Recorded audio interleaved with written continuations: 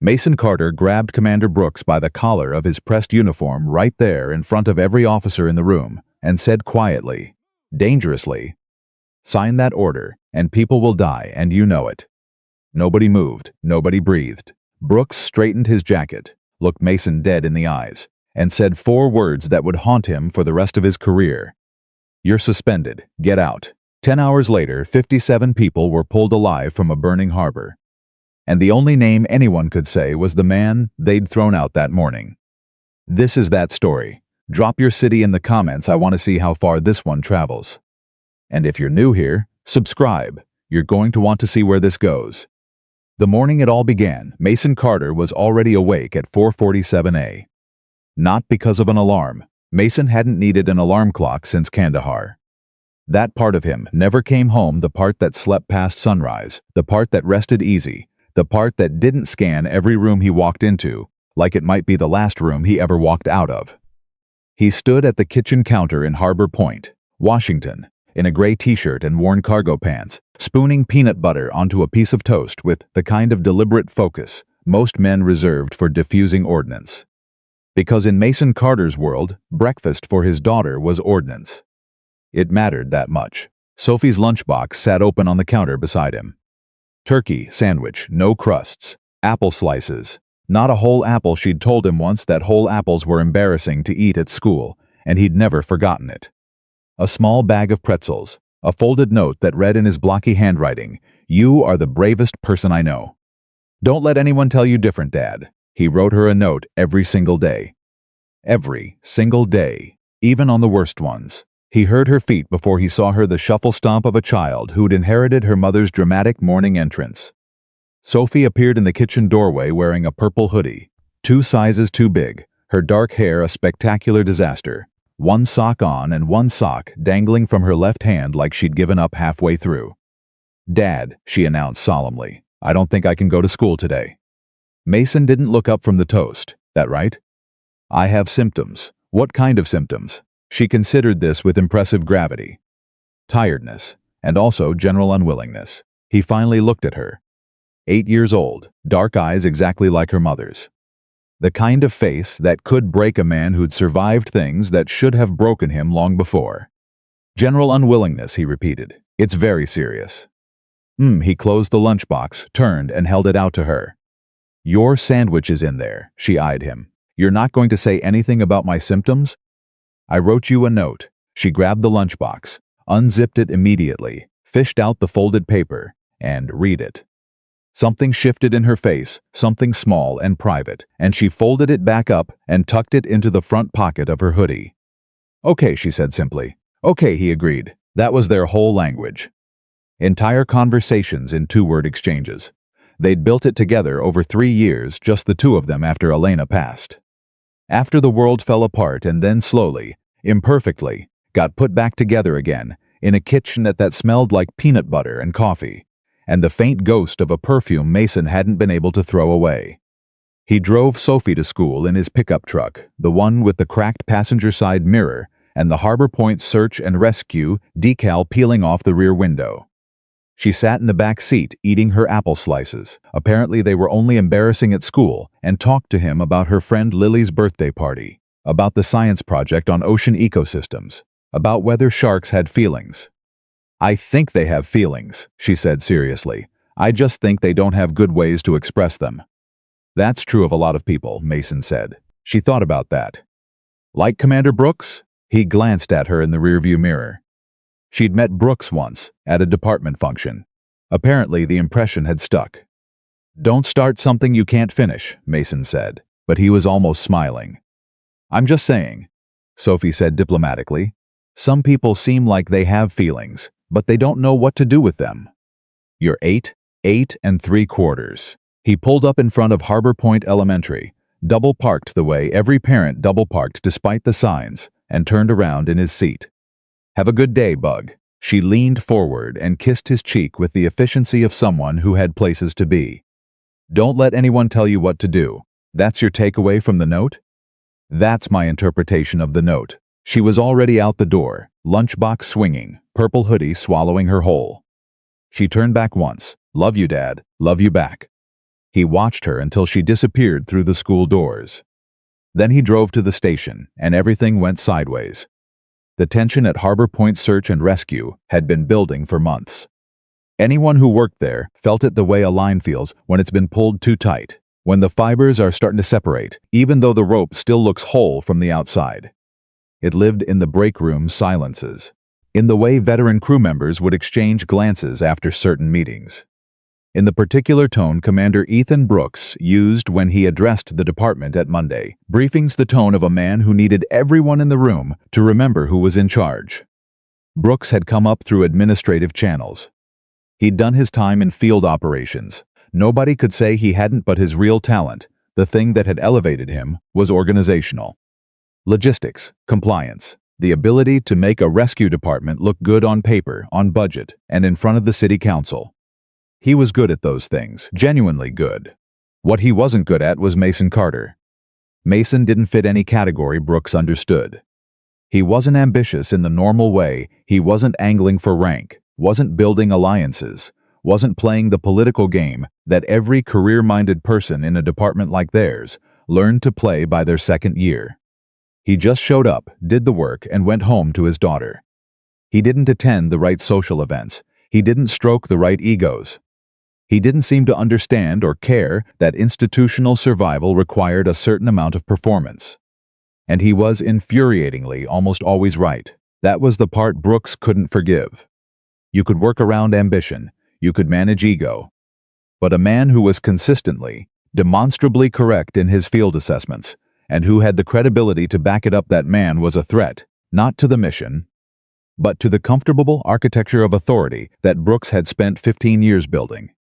Their first real conflict had come 14 months earlier, during a wildfire evacuation in the hills east of Harbor Point. Brooks had issued an order to use Route 9 as the primary evacuation corridor.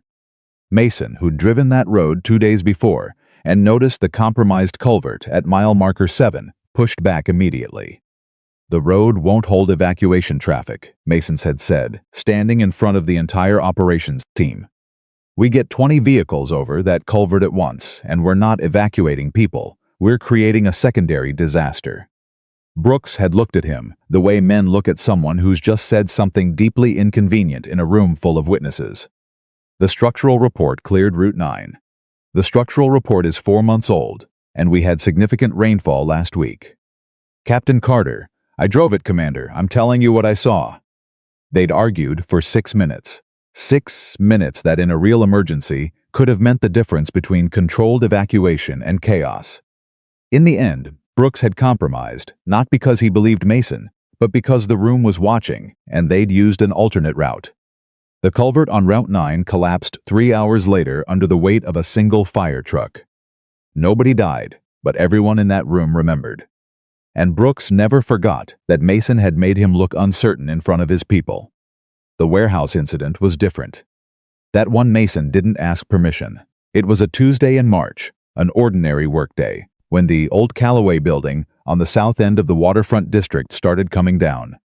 It had been condemned for demolition, supposedly cleared, but 3 undocumented construction workers who'd been doing unauthorized cleanup inside hadn't been accounted for when the structural failure began. Mason heard the call on his radio. He was 3 blocks away in his truck, heading back from a training assessment. He turned around. By the time he arrived, official rescue assets were still 6 minutes out. A small crowd had gathered at the perimeter. One of the workers' colleagues was screaming, actually screaming, that there were men still inside, pointing at a section of partially collapsed wall where a steel beam had created a small survivable void. Mason looked at the building. He ran a rapid structural assessment the way he'd been trained to do in the Navy weight distribution, collapse pattern, entry vectors, time window. The void was real, the window was closing, maybe 4 minutes before secondary collapse. He went in. He didn't call it in first. He didn't wait for authorization. He grabbed a pry bar from the back of his truck, went through the gap in the perimeter fence, and disappeared into the building.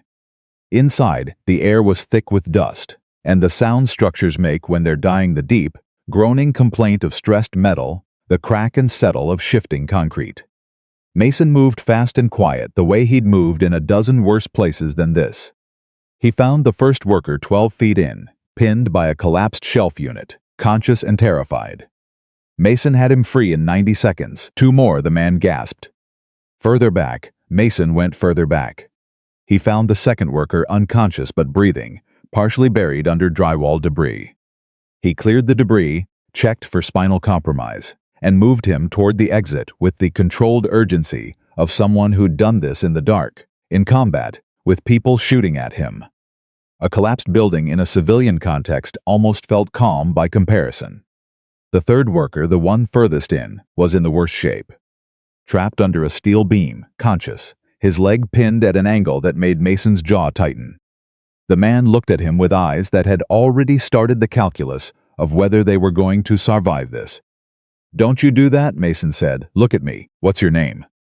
"Roberto," the man said. "Roberto, I need you to breathe." "Can you breathe okay?" Yeah, I can breathe." "Good, that's the hard part. Everything else I can fix." Mason was already assessing the beam weight, fulcrum point, what he had to work with. "I'm going to lift this. When I do, I need you to pull your leg out as fast as you can. Don't wait, don't ask if it's okay. Just pull, I can do that." "I know you can." The beam was heavy, heavier than it looked. Mason set his feet, got his hands positioned, and lifted with everything he had, every hour of training, every year of carrying men out of places they shouldn't have been, and Roberto pulled his leg free with a cry that echoed off the dying walls. They got out 40 seconds before secondary collapse dropped the rear section of the building. Official rescue teams arrived to find Mason and 3 survivors sitting on the sidewalk. One of the workers had his arm around Mason's shoulders. Roberto was crying quietly, the way men cry when they've just understood they're still alive. A Harbor Point lieutenant named Vasquez ran up, breathing hard. "Carter, what the hell, you went in alone?" "Wasn't alone," Mason said.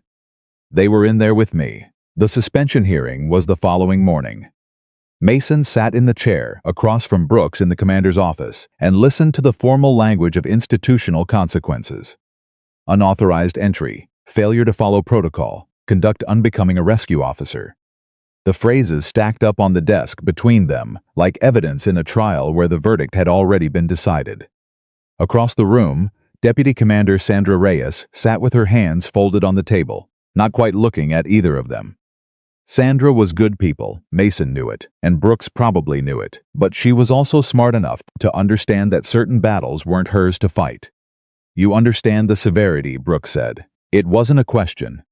"I understand the process," Mason replied. "That's not what I asked. 3 men are alive because I went in that building." Brooks set down his pen. He was a tall man, fit, with the composed face of someone who'd trained himself to show exactly as much as he intended to show. "That's not the point, Captain. I'm having trouble understanding what the point is, Commander." "The point," Brooks said, and now there was an edge in his voice, "is that rescue operations require coordination. They require chain of command. They require people to do things in the right order, because if everyone makes their own call, we end up with more casualties, not fewer." "That's true in most situations," Mason said. "It's true in all of them." It wasn't true yesterday. The window was 4 minutes. Assets were 6 minutes out. If I'd followed protocol, Roberto and 2 others would be under 60 tons of rubble right now, and we'd be recovering bodies instead of filling out suspension paperwork. The silence that followed was the kind that had weight to it. Brooks picked up his pen again. "You're suspended pending review. 2 weeks. Your credentials are temporarily suspended. You will surrender your department access card to Sandra on your way out." Mason looked at him for a long moment, not with anger, something quieter than anger. The expression of a man who had measured the room and found it exact small as he'd expected. "All right," he said. "All right," Brooks repeated, as if he'd expected more. Mason stood. He turned to Sandra. She finally met his eyes, and what he saw there told him everything he needed to know about where her sympathies lived, even if she couldn't say it. "Sandra," he said simply. "Mason," she said back. The whole conversation was in their first names. He walked out. In the parking lot, he sat in his truck for a while. Not because he didn't know what to do next. Mason Carter always knew what to do next. But there were moments, not many, but they existed when he allowed himself to feel the weight of things before he moved forward. Elena had taught him that. She'd called it giving things their due.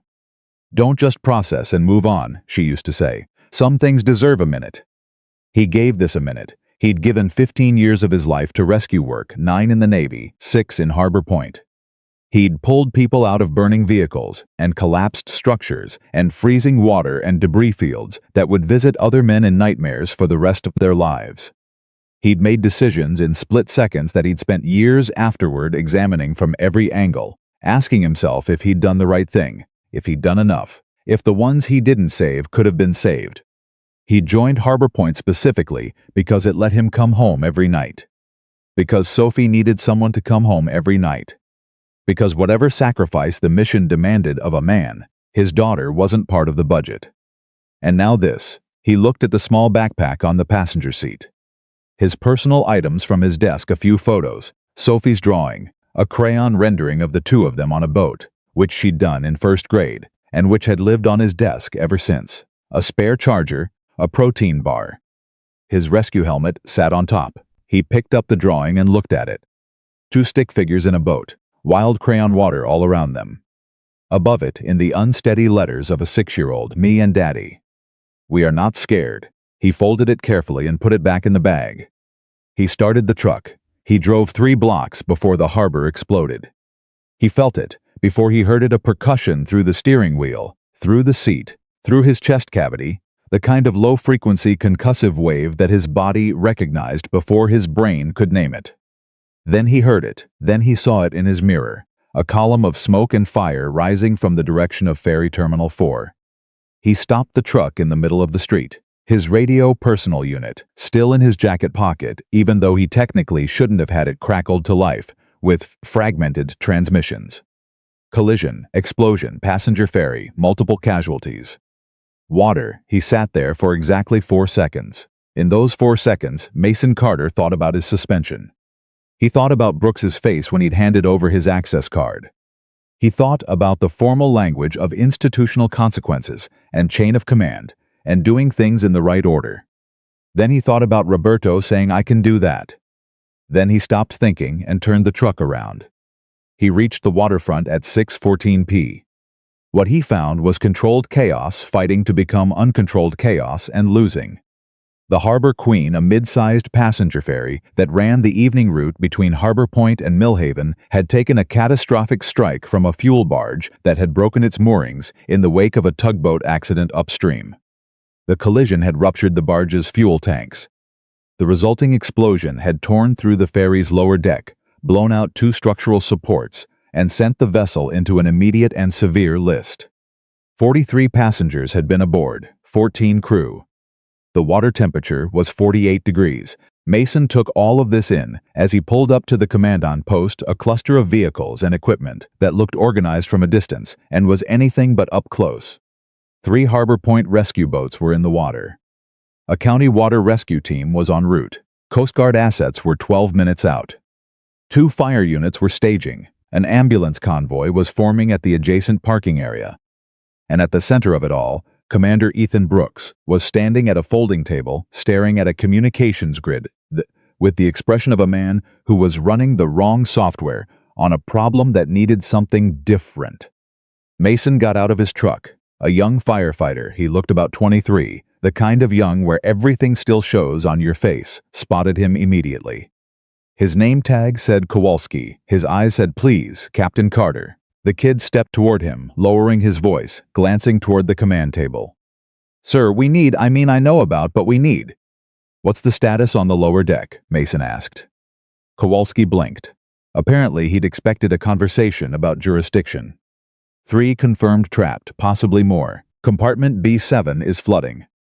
We have 2 boats in the water, but the current's pushing them. How long since the explosion? 22 minutes. Water temp 48 degrees. Mason was already doing the math. Survival window in 48-degree water without flotation, without movement, 12 to 20 minutes of meaningful consciousness. 45 minutes to incapacitation. They were already at 22. "Who's got eyes on the lower deck access points?" Mason asked. "Nobody right now." "Captain Richards tried to get a team down there, but Brooks pulled them back," said the structural integrity. "Is Richards here?" "Yes, sir. Over by Rescue 2. Get him. Get Vasquez if she's here. Get whoever you have with deep water certification and get them to me in the next 60 seconds. Mason was already moving toward the water's edge, scanning the vessel's profile, reading the list angle, reading the smoke patterns, reading things that other people in that parking lot didn't know how to read. And Kowalski, "Sir, don't tell Commander Brooks I'm here yet." Kowalski stared at him for half a second. Then, "Yes, sir."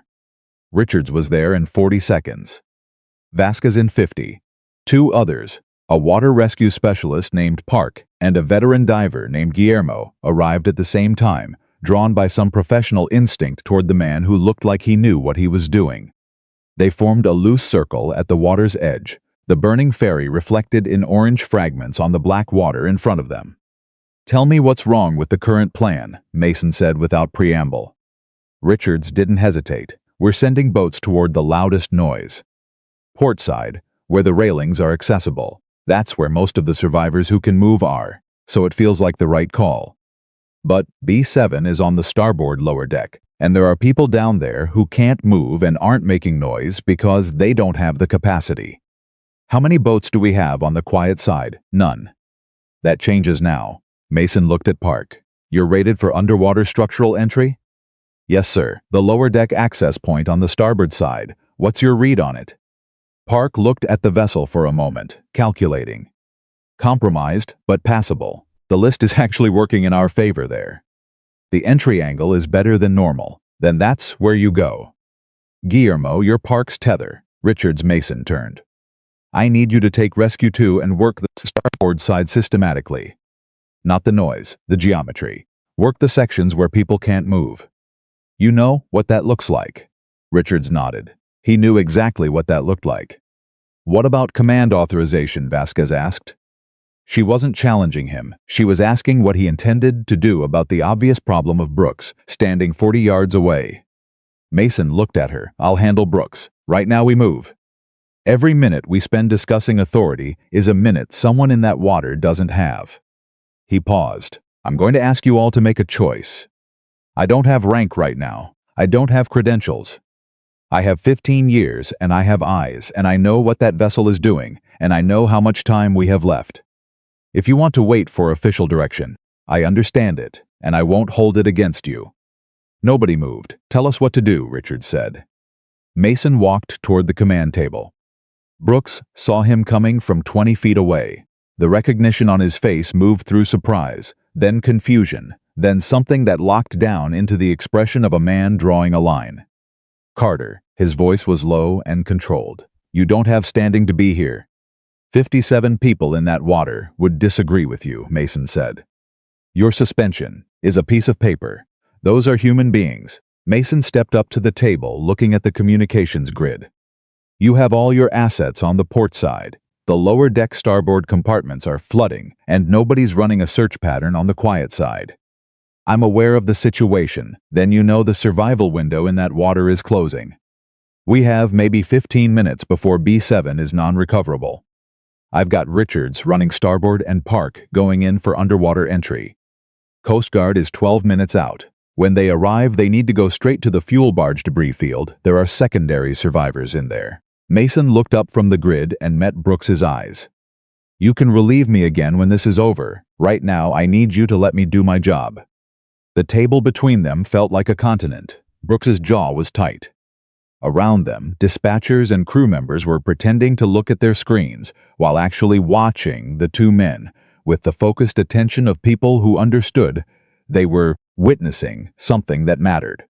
"If you make one call that I don't authorize," Brooks started. "I'll make every call that saves a life," Mason said quietly. "You can write it up afterward." He turned back to the grid. After a long moment, he heard Brooks step back. It wasn't agreement. It wasn't surrender. It was something more complicated, a man who understood. Somewhere underneath everything else. That this was not the moment for the argument he wanted to have. Mason picked up the radio. "All Harbor Point units, this is Carter. New operational structure, effective immediately. Respond by station." The radio crackled. Units began responding, one by one. Then in a cascade, rescue teams across the harbor acknowledged.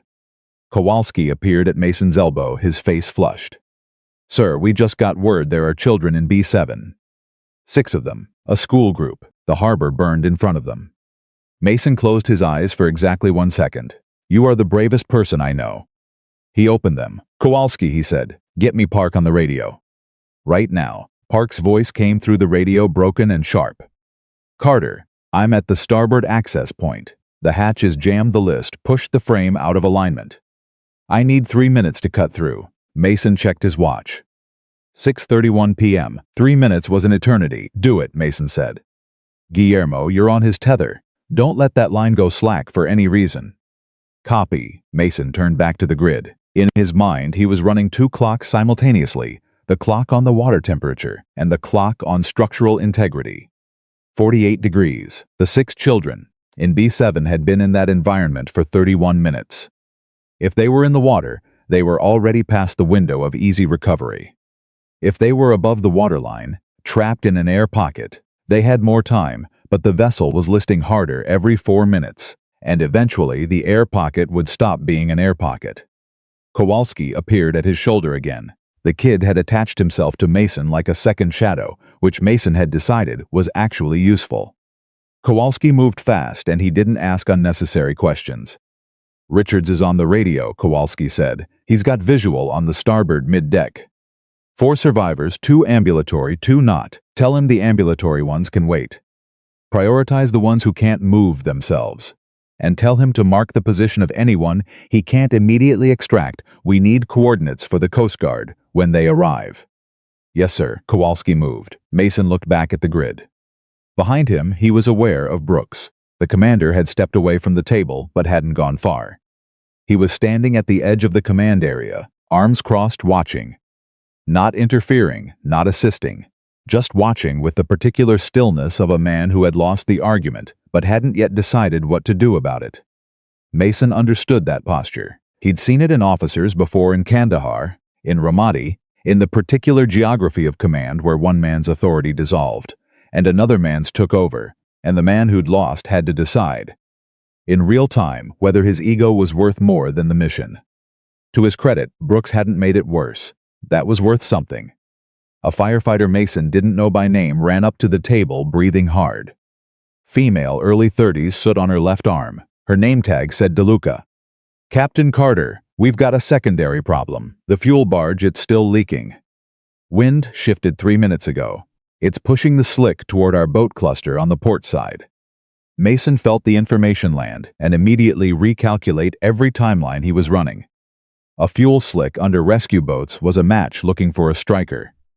If another explosion went off while they had crews in the water.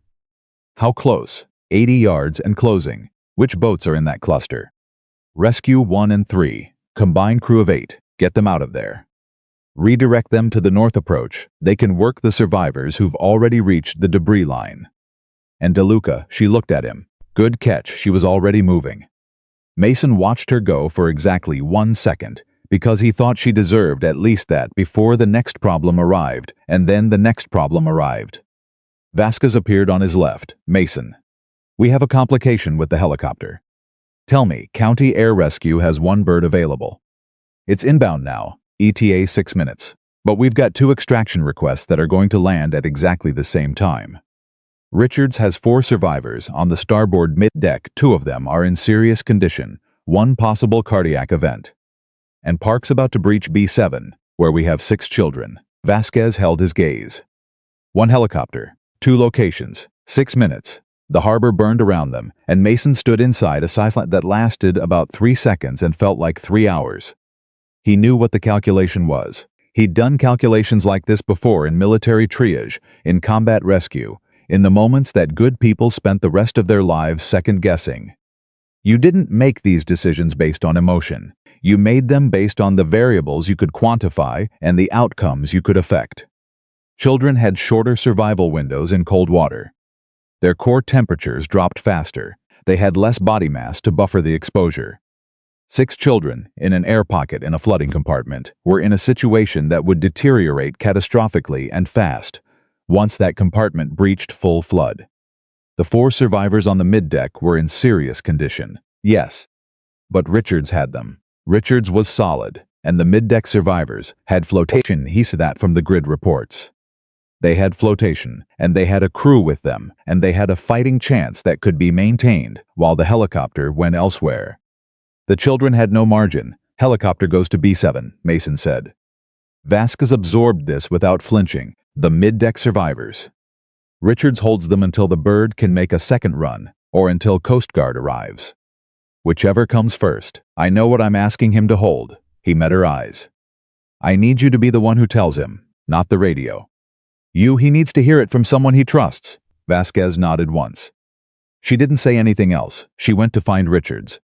Mason picked up the radio. Air Rescue 7, this is Carter at Harbor Point Command. I'm redirecting your extraction to the starboard lower deck, compartment B7. Coordinates follow. The helicopter pilot's voice came back steady and professional. Copy, Harbor Point Command. We'll need a clear landing zone at the water level. You won't have one. You're going to have to hold hover and use the basket. Park's team is breaching the compartment now. A pause. That's a complex extraction with the vessel at that list angle. I know what I'm asking, Mason said. Can your crew do it? Another pause, shorter this time. Yes, sir, we can do it. Then let's do it. He set down the radio and looked at his watch. 6:39 p.m., 59 minutes since the explosion. Park's voice crackled through. Carter, I'm in. Mason closed his eyes for exactly half a second. What do you see? The sound of water. The groaning of stressed metal transmitted through the radio. Park's breathing, controlled but elevated. Air pocket, Park said. About 4 feet of clearance above the waterline. I'm counting 6 children. Ages look like 8 to 12. They're conscious. They're cold and they're scared, but they're Carter. They're conscious. Around the command table, 3 people who'd been pretending to look at their screens stopped pretending. DeLuca, who'd come back after redirecting the boats, put her hand over her mouth. Tell them help is here, Mason said. His voice didn't change. Tell them we have a helicopter coming. Tell them we need them to stay calm for about 5 more minutes. Can you do that? Already on it. A pause, and then through the radio, faintly, in a different register, Mason heard Park say, Hey. Hey guys, look at me. My name is Daniel. I'm going to get you out of here. All of you, I need you to be brave for 5 minutes. Can you do 5 minutes? A child's voice, small and shaking, came back. My sister can't swim very well. That's okay, Park said. You won't need to swim. I promise. Mason turned away from the table. He walked 6 steps to the water's edge and stood there, watching the burning vessel and the black water and the orange reflections that made the harbor look like the surface of something ancient and indifferent, and he breathed. Just breathed. Because there was nothing else to do for 45 seconds, and he knew if he didn't breathe now, he'd miss the next 45 seconds when everything would need him again. Kowalski came and stood next to him. The young firefighter didn't say anything. He just stood there because he understood that the man beside him needed a witness more than he needed advice. You okay? Kowalski asked finally. No, Mason said. But okay is optional. Keep going isn't. Kowalski looked at him. Where'd you learn that, my daughter? Before Kowalski could respond, the radio fired again. 3 transmissions in 7 seconds. Richards mid-deck survivors stable. Holding position. Tell me when the bird is available. Coast Guard, Harbor Point Command. This is CG Cutter Resolute. We are 4 minutes out. What do you need? And then, from a frequency Mason almost didn't recognize, command. This is Ferry Captain Olson. I'm on the bridge. We've got fire in the engine room. If it reaches the auxiliary fuel tanks, we lose the whole vessel in approximately a terrible pause, approximately 12 minutes. The harbor was on fire. The vessel was on a clock. 6 children were in a flooding compartment with a diver who'd promised them they wouldn't need to swim. And the 1 helicopter was still 2 minutes out. Mason turned back to the table. He picked up both radios. CG Resolute. I need your fastest small boat to the engine room access point on the ferry's aft starboard side immediately. There's fire that needs suppression before it reaches auxiliary fuel. Make that your first priority. Copy Harbor Point. Small boat deploying now. Park, I need a status on extraction readiness. Working on it. The first kid is small enough to go through the hatch. The other's Carter. The hatch is 12 inches narrower than regulation. Some of these kids aren't going to fit through the standard opening. Mason absorbed this without expression. What do you need? A hydraulic spreader, and 2 minutes. You have 90 seconds. Kowalski, where is the hydraulic spreader? Kowalski was already running. Across the command area, Brooks was no longer standing with his arms crossed. He was standing upright, watching Mason with an expression that had evolved from studied neutrality into something that didn't have a clean name. It wasn't admiration exactly, and it wasn't defeat, but it was somewhere in that territory. The territory where a man finally sees something he should have seen a long time ago and doesn't quite know what to do with the recognition. Deputy Commander Reyes appeared beside Brooks. Mason couldn't hear what she said, but he watched Brooks close his eyes briefly and then nod once, and Reyes turned and walked directly toward the command table. She stopped across from Mason. "What do you need from official command channels?" she said. No preamble, no political positioning, just a straight question from someone who'd decided which side of this she was on. Mason looked at her for half a second. "I need the department's second helicopter, the training bird, repositioned to the north landing pad and put on standby. If this first extraction runs long, I need an immediate option." Done. She picked up a radio and started talking. Mason turned back to the water. The Air Rescue 7 helicopter appeared over the harbor at 6:43 p.m., its searchlight cutting through the smoke and fire-orange darkness like something sent from a different, cleaner world. It held position above the starboard side of the ferry, the basket already deploying, the downdraft from its rotors flattening the water below. "Park," Mason said. "Helicopter is on station. Talk to me." "Hatch is open. We can move. First child ready. Start moving them." What followed were the longest 11 minutes of the operation. One by one, Park and Guillermo moved the children through the widened hatch and into the water, only for the seconds it took to get them into the rescue basket, Park's body between each child and the current, his arm around each small set of shoulders, his voice never stopping, its steady, low narration of exactly what was happening and what would happen next. Because he understood that the difference between a child who cooperated with rescue and a child who panicked could be nothing more complicated than an adult voice that didn't sound afraid. The helicopter crew was extraordinary. They held hover in conditions that made it technically inadvisable, and they worked the basket with a precision that turned something dangerous into something that looked almost routine. And Mason knew that every one of those crew members would go home that night and understand they'd done the best work of their careers. Child 1, Child 2, Child 3. At 6:47, the ferry captain came back on the radio. "Command, engine room fire is spreading faster than anticipated. I'm revising my estimate. 8 minutes, Child 4.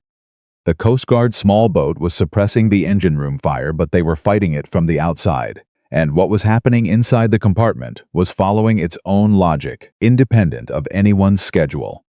Child 5. Mason was doing math he didn't want to do. The helicopter had one more child to extract, and then it needed to reposition to the mid-deck to begin extraction of Richard's 4 survivors before the vessel became unrecoverable. That sequence at current pace would take 11 minutes. "They had 8 Park," Mason said. 6 Child, how long?" "She's scared. She won't move." Mason's heard it, in Park's voice, not panic, but the thing adjacent to panic, where a professional understands that their training is bumping up against something training doesn't cover. A frightened child who'd decided that the black water between her and the rescue basket was not something she was willing to enter, regardless of what any adult told her. "Put me on speaker," Mason said. "What? Hold your radio where she can hear me." A pause. Ambient sound shifted. He could hear the water and the child's breathing, and the groan of the vessel and the helicopter above. "Hey," Mason said. His voice came out softer than it had been all night. Not commanding, not professional, just a voice. "What's your name?" Silence for 2 seconds, then quietly, "Abby. Abby." "My name is Mason. I have a daughter exactly your age." "Her name is Sophie." He paused. "She's the bravest person I know." "You know what she told me this morning?" "Nothing." But Abby wasn't talking over him. She said, "Don't let anyone tell you what to do." Mason let that sit for a second. But here's the thing. Sometimes the brave choice is listening to the right person at that moment. And right now, Daniel is the right person. He's going to put his arm around you, and you're going to keep your eyes on his face, and you're going to count to 10 with him, and when you get to 10, you'll be in the basket. Can you count to 10? A pause that lasted long enough to mean something. "Yes," said Abby, "then go, right now, go." He heard Park's voice begin to count. He heard the sound of movement. He heard the helicopter basket system engaging. He heard at 10, a child's voice say 10, with the relief of someone who had just crossed something they'd thought was uncrossable. "She's in," Park said. "She's in, Carter." Mason set the radio down on the table. He put both hands flat on the surface and breathed. DeLuca, standing 3 feet away, made a sound like she was trying very hard not to make a sound. Kowalski had both fists clenched at his sides. Even Sandra Reyes had turned away from her radio for a moment, and her face in the orange half-light showed everything she normally kept buttoned down. 6 children, in the basket on their way up. It was 6:51 p. They had approximately 5 minutes before the engine room fire became something no one could manage. Mason straightened, picked up the radio, became himself again the operational version, the one that ran on calculation and precision and the particular controlled urgency that had kept people alive in worse places than this. Air Rescue 7, redirect immediately to starboard middeck. Richards, mark your position and prep your survivors for aerial extraction. Coast Guard, I need all available personnel on the engine room suppression. Ferry Captain Olson, what's the status on passenger compartment clearance? Olson's voice came back. He sounded like a man holding himself together with wire. Passenger decks are clear. All remaining crew is accounted for. It's just us on the bridge. How many of you on the bridge? 3. Stay put. Don't move toward the engine room. When I tell you to move, you move fast. Understood? Understood. Mason turned to Reyes. What's the status on the training helicopter? Repositioned and standing by. Get it in the air. I want it on station in 3 minutes for the bridge extraction. On it. He turned back to the water and watched the helicopter swing toward Richard's position on the middeck, and he tracked the Coast Guard boat at the engine room, and he listened to the ship groan against its own structural limits. And he ran the math one more time with the variables he had, and concluded that it was going to be very, very close. At 6:54, the engine room fire reached the secondary fuel line. The explosion wasn't catastrophic. The Coast Guard suppression had reduced the fuel load, but it was violent enough to shift the vessel's list by another 8 degrees in approximately 4 seconds. And those 4 seconds sent shockwaves through every person working that operation. Richard's voice on the radio, suddenly urgent but controlled. Mason, the deck just shifted. 2 of my survivors went into the water. I have them, we have them, but the helicopter basket is not going to work at this angle. We need water extraction. Mason had the response out before Richards finished the sentence. Rescue 2, redirect to middeck starboard immediately. You are primary extraction for 4 survivors in the water and on the deck. Go fast. Rescue 2 confirmed and went. The next 4 minutes were not minutes. They were a different unit of time for which there is no clean name, the kind of compressed, dense, total commitment interval that people in high-stress professions remember for the rest of their lives, not as a sequence of events, but as a single overwhelming present tense. Everything happening at once, every decision feeding into the next, every second carrying the full weight of what it meant. Richard's team in the water, Rescue 2 pulling them out one by one. The helicopter repositioned overhead, running its light across the scene so the boat crew could see. Park and Guillermo, having completed the B-7 extraction, swimming the perimeter of the vessel looking for anyone missed. DeLuca coordinating the ambulance convoy to receive the incoming survivors. Kowalski running between positions like a man who decided his legs would carry him wherever they needed to go, regardless of what his lungs said about it. And Mason, at the center of it all, on both radios simultaneously, reading the operation the way a conductor reads an orchestra, not playing any instrument himself, but holding the whole sound in his head, knowing where each section was, knowing which one needed to come up and which one needed to fall back, and when the whole thing needed to breathe together so it didn't collapse under its own weight. At 6:58, the last of Richard's 4 middeck survivors was in Rescue 2. At 7:01, the training helicopter extracted Captain Olson and his 2 bridge crew members from the top deck. At 7:04, Park surfaced on the south side of the vessel and gave a thumbs up that Kowalski saw and relayed to Mason, with his voice cracking slightly on the last word. He says perimeter is clear. He says that's everyone." Mason looked at his watch. It was 7:07 p.m. He looked out at the harbor. The ferry was still burning. It would burn for another 2 hours before it sank in the shallows. The fuel slick was being managed by the Coast Guard. The water around the vessel was cluttered with debris and rescue equipment and the evidence of a disaster that had been met and refused. "How many?" he asked. Kowalski was running the count from radio confirmations, tallying numbers on a notepad with a hand that wasn't entirely steady. He looked up. 57, he said, all 57. "Everyone's out." The command area went quiet in a specific way, not the quiet of absence, but the quiet of something enormous landing, of a weight being set down that no one had known how to put down before now. DeLuca made the sound again, the one she'd been suppressing, and this time she didn't try to stop it. Two of the dispatch operators were holding onto each other's arms. Sandra Reyes put her radio down very carefully, as if it were made of something fragile. Kowalski looked at Mason and said, "You did it." Mason looked back at him. "We did it," he said. "Every person out there on that water did it." He set both radios down on the table. He was soaked through seawater and fuel oil, and something he chose not to identify, and his hands had the faint tremor that came after, always after, when the adrenaline began its long withdrawal and left the body to account for everything it had spent in the last 73 minutes. He was cold in the particular way of a man who'd been operating too hard to notice being cold and was only now beginning to catch up. He looked toward the ambulances, 57 people being wrapped in blankets and checked by paramedics and reunited, one by one, with the people who'd been standing behind the perimeter line for the last hour doing the helpless arithmetic of hoping. He watched a woman run toward one of the ambulances. He couldn't hear what she said. He didn't need to. It was the same thing people always said in that moment, in every language, in every context, across every disaster he'd ever worked. "You're here, you're here, you're here." Behind him, he heard footsteps he didn't recognize. Heavier than Brooks, more deliberate than Reyes. The footsteps of someone who'd just arrived and had taken in the whole scene in a single sweep and was now walking toward the only person who looked like they'd been running it. Mason didn't turn around immediately. He gave it a moment, the same moment Elena had always told him to give things. Then he turned. The man facing him wore the jacket of the Regional Disaster Management Authority.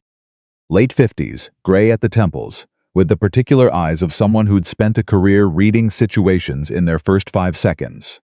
His name tag said Director Alan Graves. He looked at Mason at the soaked uniform, the oil, the evidence of everything the night had cost, and he looked past him at the ambulances and the survivors and the exhausted rescue teams, and then he looked back. "Who coordinated this operation?" he asked. The command area was quiet. Mason said nothing. Across the table, Kowalski straightened. His voice was clear and certain, and carried further than a 23-year-old's voice usually carries. "The single father you suspended this morning," Kowalski said. Mason Carter Graves looked at Mason for a long time. Then he looked past Mason to where Brooks was standing, and what passed between them in that look was not a conversation and not an accusation. It was a reckoning, which is its own different thing, quieter than an argument, longer lasting than a punishment, impossible to appeal. Mason didn't watch it happen. He was already looking back at the water, at the burning ferry, at the harbor that was slowly, imperfectly, becoming itself again. He thought about Sophie's drawing, the 2 stick figures in the boat. The crayon waves all around them, the letters that spelled something that still, after 3 years and everything that had happened, could tighten something in his chest, in a way nothing else could. "We are not scared." He thought about Abby counting to 10 in the dark. He thought about the way Roberto had said, "I can do that." He put his hands in his pockets and stood at the edge of the water and let the night settle around him, because some things deserved a minute, and this was one of them. Director Alan Graves didn't leave the harbor that night. He stood at the command table for a long time after the last ambulance pulled away, reading through the operational logs that Reyes had printed for him, asking quiet questions of the dispatchers who were still on site, drinking bad coffee from a paper cup someone had handed him without asking if he wanted it. He was the kind of man who understood that a situation didn't end when the visible emergency ended. It ended when he understood what had actually happened and why. At 9:20 p., he walked over to where Mason was sitting on the hood of his truck, still soaked, eating a protein bar because it was the only food he had, and his body had finally started sending urgent messages about the energy it had spent over the last 3 hours. Graves stood in front of him for a moment. "You got a minute?" he asked. "I've got several now," Mason said. Graves almost smiled. He leaned against the truck beside Mason, which was an interesting choice, not the commanding officer posture, not the formal interview stance. Just a man leaning against a truck, looking out at the harbor the way men look at things that have just shown them something they needed to see. "Walk me through it," Graves said, "from the beginning." "Your version." Mason ate the last of the protein bar, folded the wrapper, put it in his jacket pocket. Then he talked. He talked for 20 minutes, precisely and without embellishment, the way he'd learned to debrief in the Navy sequence: decision, rationale, outcome. No editorializing, no self-promotion, just the operational truth laid out in order. Graves listened without interrupting once. When Mason finished, Graves was quiet for a moment. "The helicopter call," he said finally. "The children over the mid-deck adults." "Yes, walk me through that. Cold water exposure rates in children versus adults." The mid-deck survivors had flotation and a trained crew with them. The children in B7 had a narrowing air pocket and a closing structural window. The math wasn't complicated. The math never is, Graves said. "It's the doing it that's hard." Mason looked at him. "You make that call and it goes wrong," Graves said. "You live with it forever." "I live with it either way," Mason said. "The only question is which version I can justify when I look at it at 3 in the morning." Graves was quiet again. Out on the water, the Coast Guard was still managing the fuel containment. The ferry had settled into the shallows, its upper deck visible, still trailing thin smoke. The harbor was quiet in the way a harbor gets quiet, after something enormous, not peaceful, but exhausted. "I'm going to need a full written debrief," Graves said. "I'll have it to you by morning, and I'm going to need to have a conversation with Commander Brooks." Mason said nothing. "You have thoughts on that?" Graves asked. "That's your conversation to have," Mason said, "not mine." Graves looked at him sideways. "Most men in your position would have thoughts. Most men in my position would be wrong to act on them." Graves straightened off the truck. He looked at Mason for a long moment with those first 5 seconds eyes. Then he held out his hand. Mason shook it. "Get some sleep, Captain," Graves said. "I'm suspended," Mason said. Graves looked at him steadily. "Not by me," he walked away. Mason sat on the hood of his truck and watched the harbor and thought about what that meant, and decided he didn't know yet, and that was fine. He'd spent enough of his life trying to know things before he was supposed to know them. He drove home at 10:15 m. Mrs. Kowalski, no relation to the young firefighter, just the neighbor who watched Sophie on short notice and had been doing it since Elena died, opened the door before he even got his key out.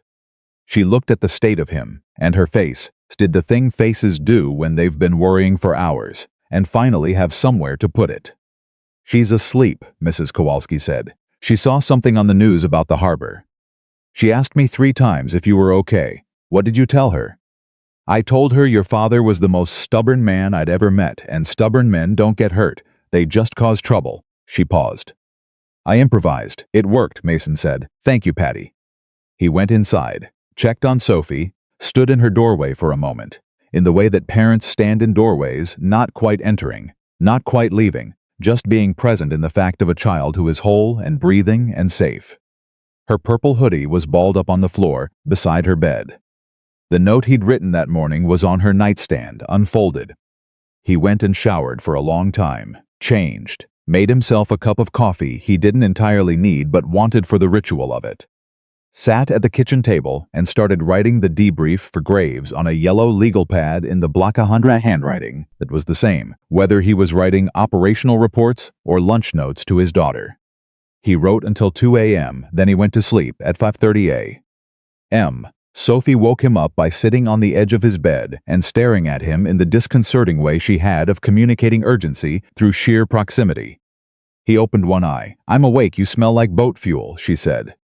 "I showered, you smell like boat fuel and soap." "That's an improvement." She was quiet for a moment, looking at him with those dark eyes that he could never read as quickly as he needed to. "Were you at the harbor thing?" "Yes. Are you okay?"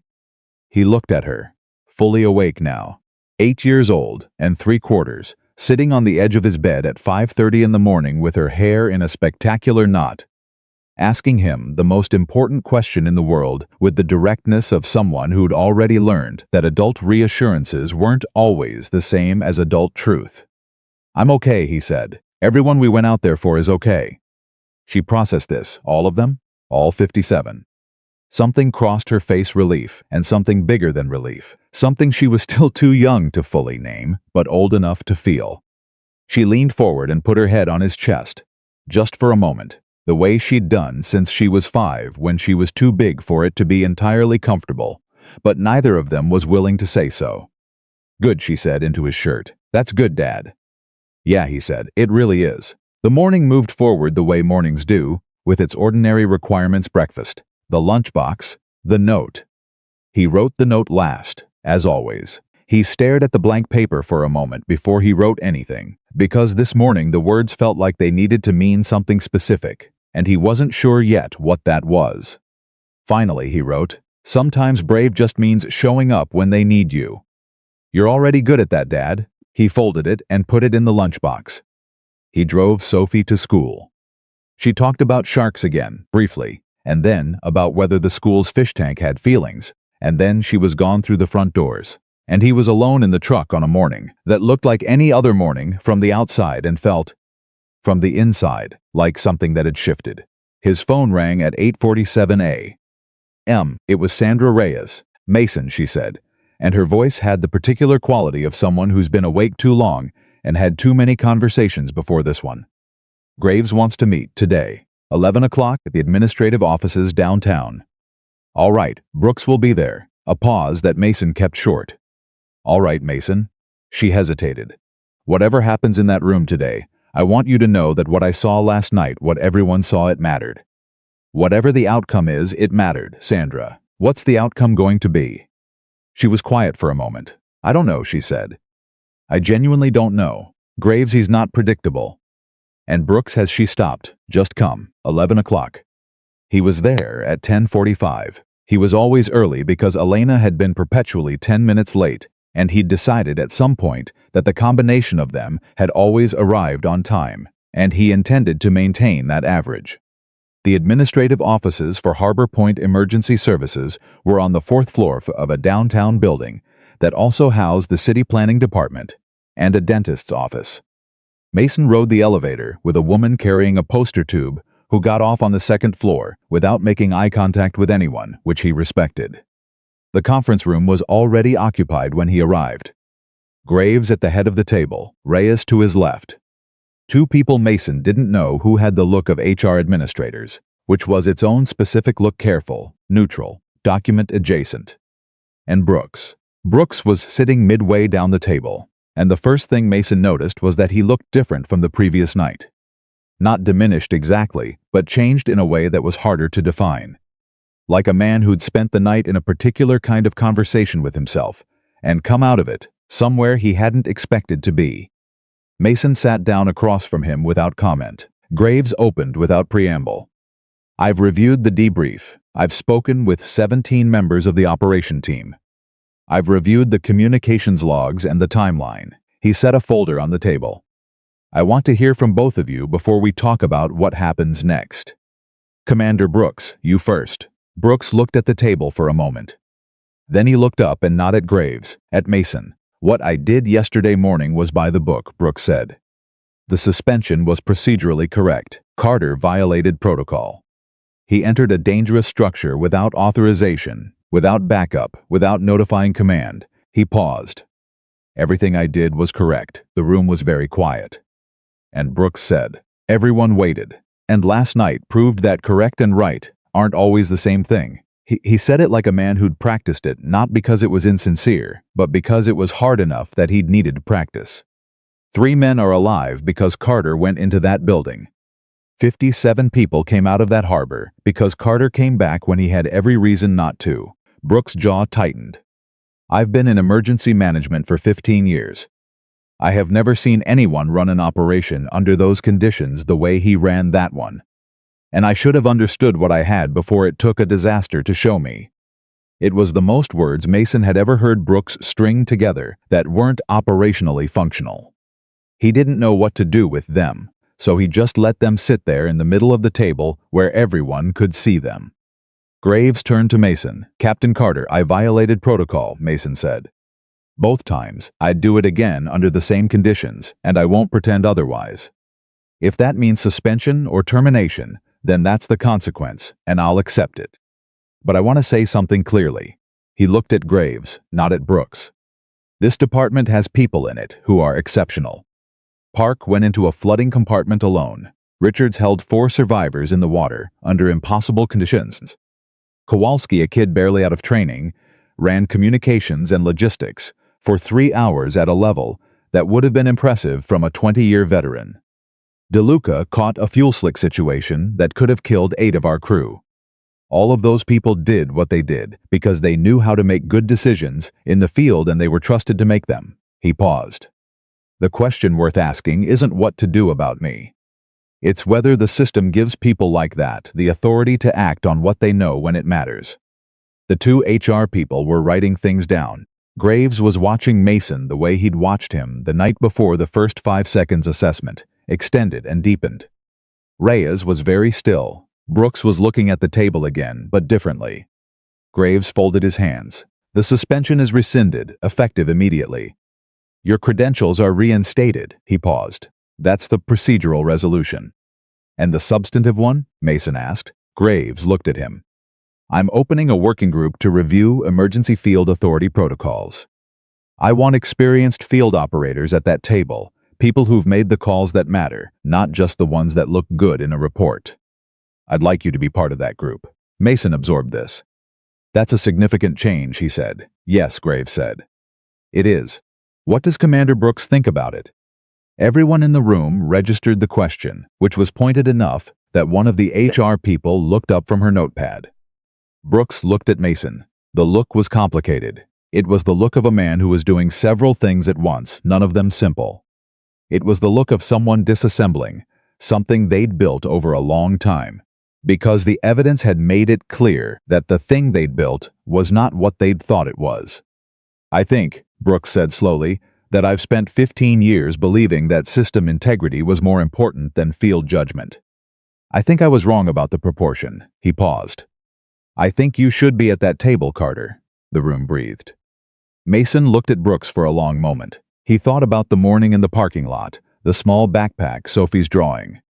He thought about the 4 seconds in the truck before he turned around. He thought about Abby counting to 10 in the dark.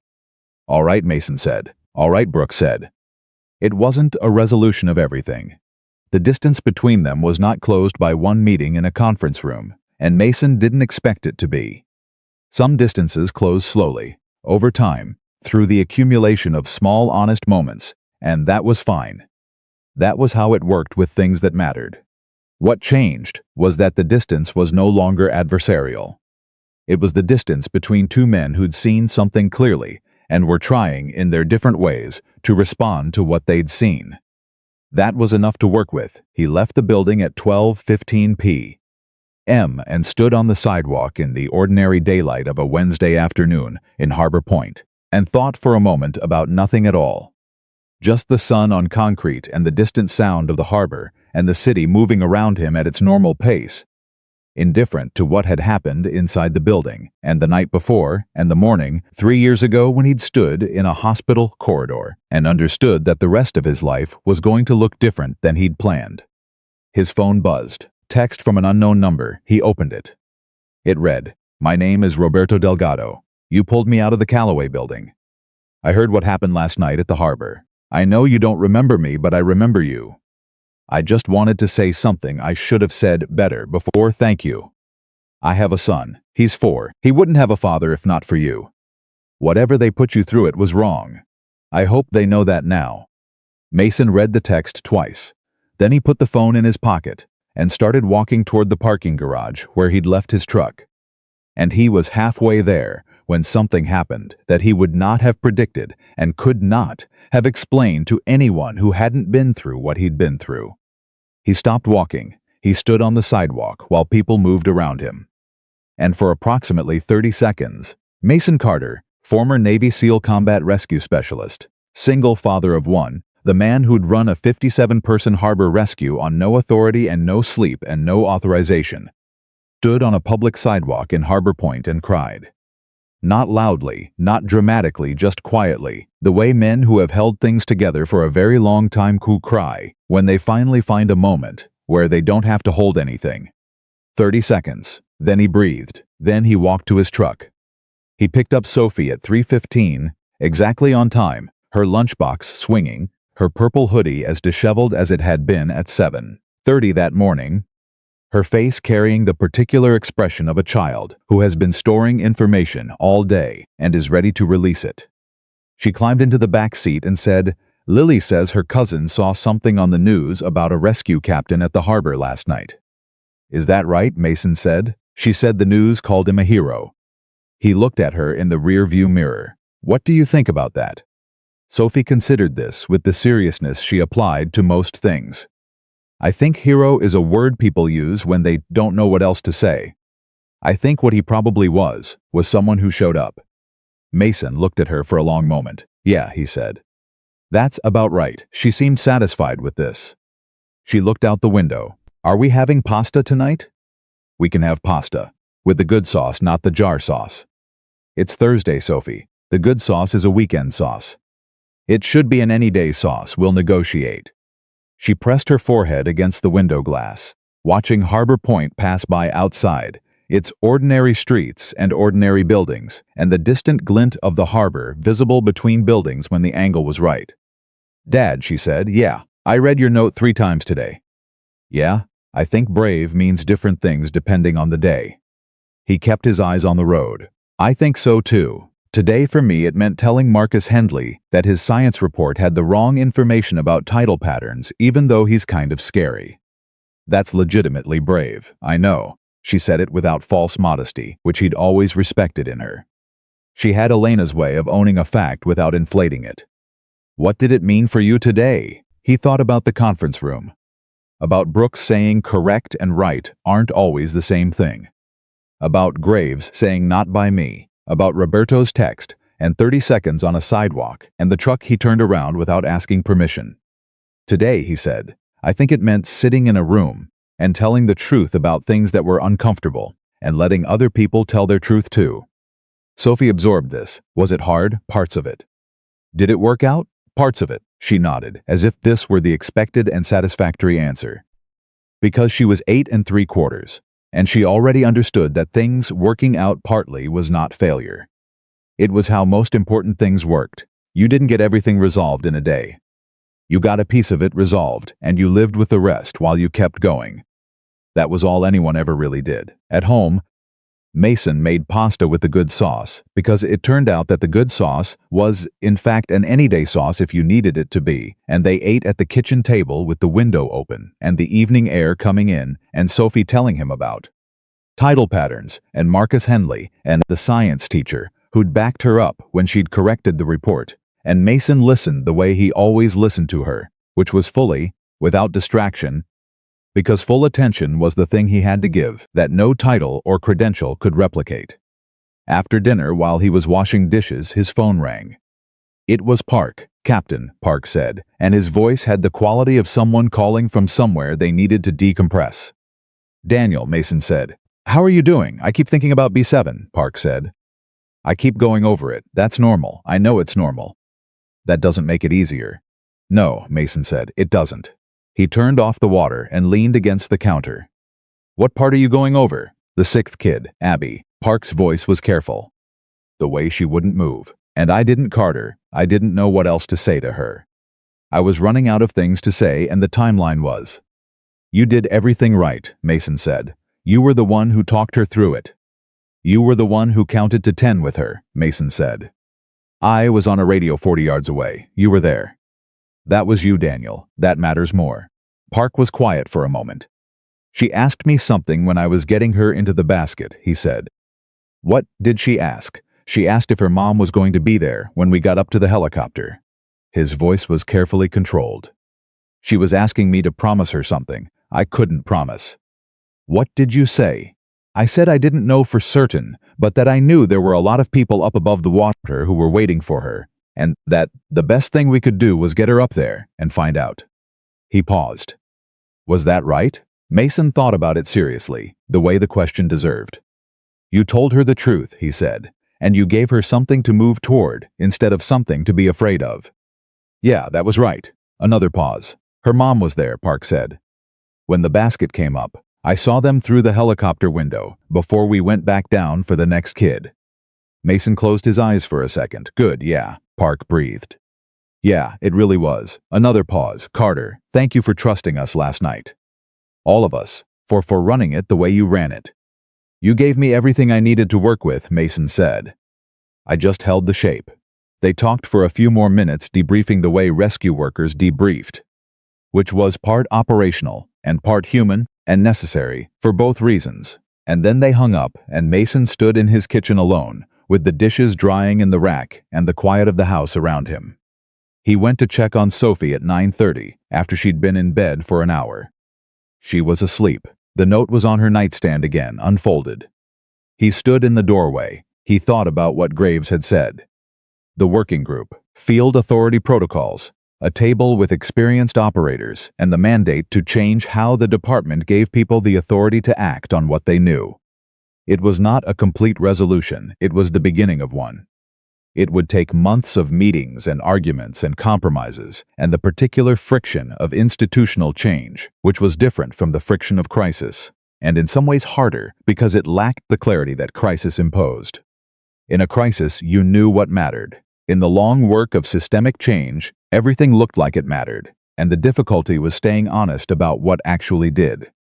But it was a beginning, and Mason Carter was a man who knew how to work with beginnings. He knew how to show up when everything was uncertain and move forward anyway. Because the alternative was standing still, and standing still in a current always meant moving backward. He'd learned that in the Navy. He'd learned it again, raising Sophie alone. He'd learned it the particular terrible way on the morning Elena died, when the world had contracted to the size of a hospital room and then slowly expanded again into something livable. You showed up, you held the shape, you kept going.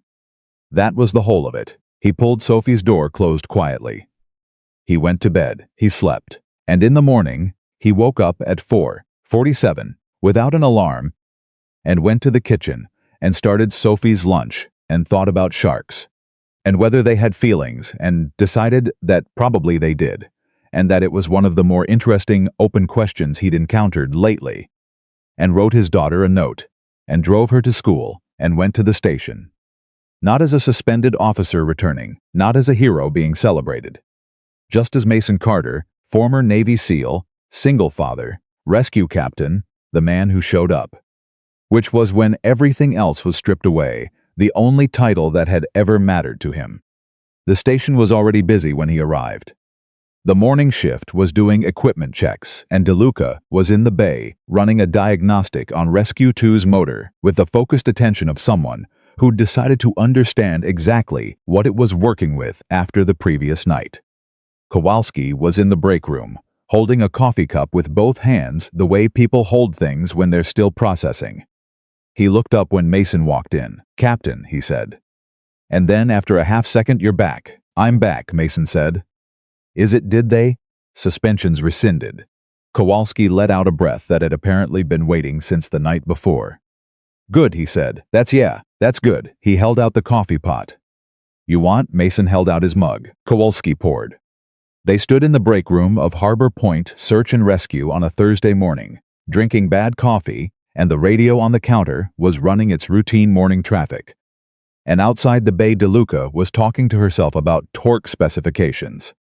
And somewhere across the city, 57 people who'd been pulled out of dark water the night before were waking up in their own beds or in hospital rooms surrounded by their families, alive in the specific grateful way of people who've just understood what the alternative was. Mason drank his coffee, the radio crackled, routine call.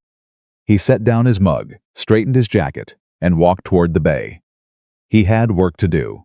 The working group met for the first time on a Monday morning 3 weeks after the harbor. Graves had assembled 7 people around a conference table on the 4th floor, Mason Reyes, Park DeLuca, a Coast Guard sector commander named Harrigan, a city attorney named Whitfield, who specialized in emergency liability, and Brooks. 7 people with 7 different ideas about what had gone wrong and what needed to change, which meant that the first meeting was less a meeting than a controlled collision of institutional philosophies, and Mason had expected nothing less. He arrived early. He always arrived early. Brooks arrived 2 minutes after him, which meant Brooks had also arrived early, which meant both of them had been thinking about this room since the previous week. They sat at opposite ends of the table without discussing it, which was its own kind of communication.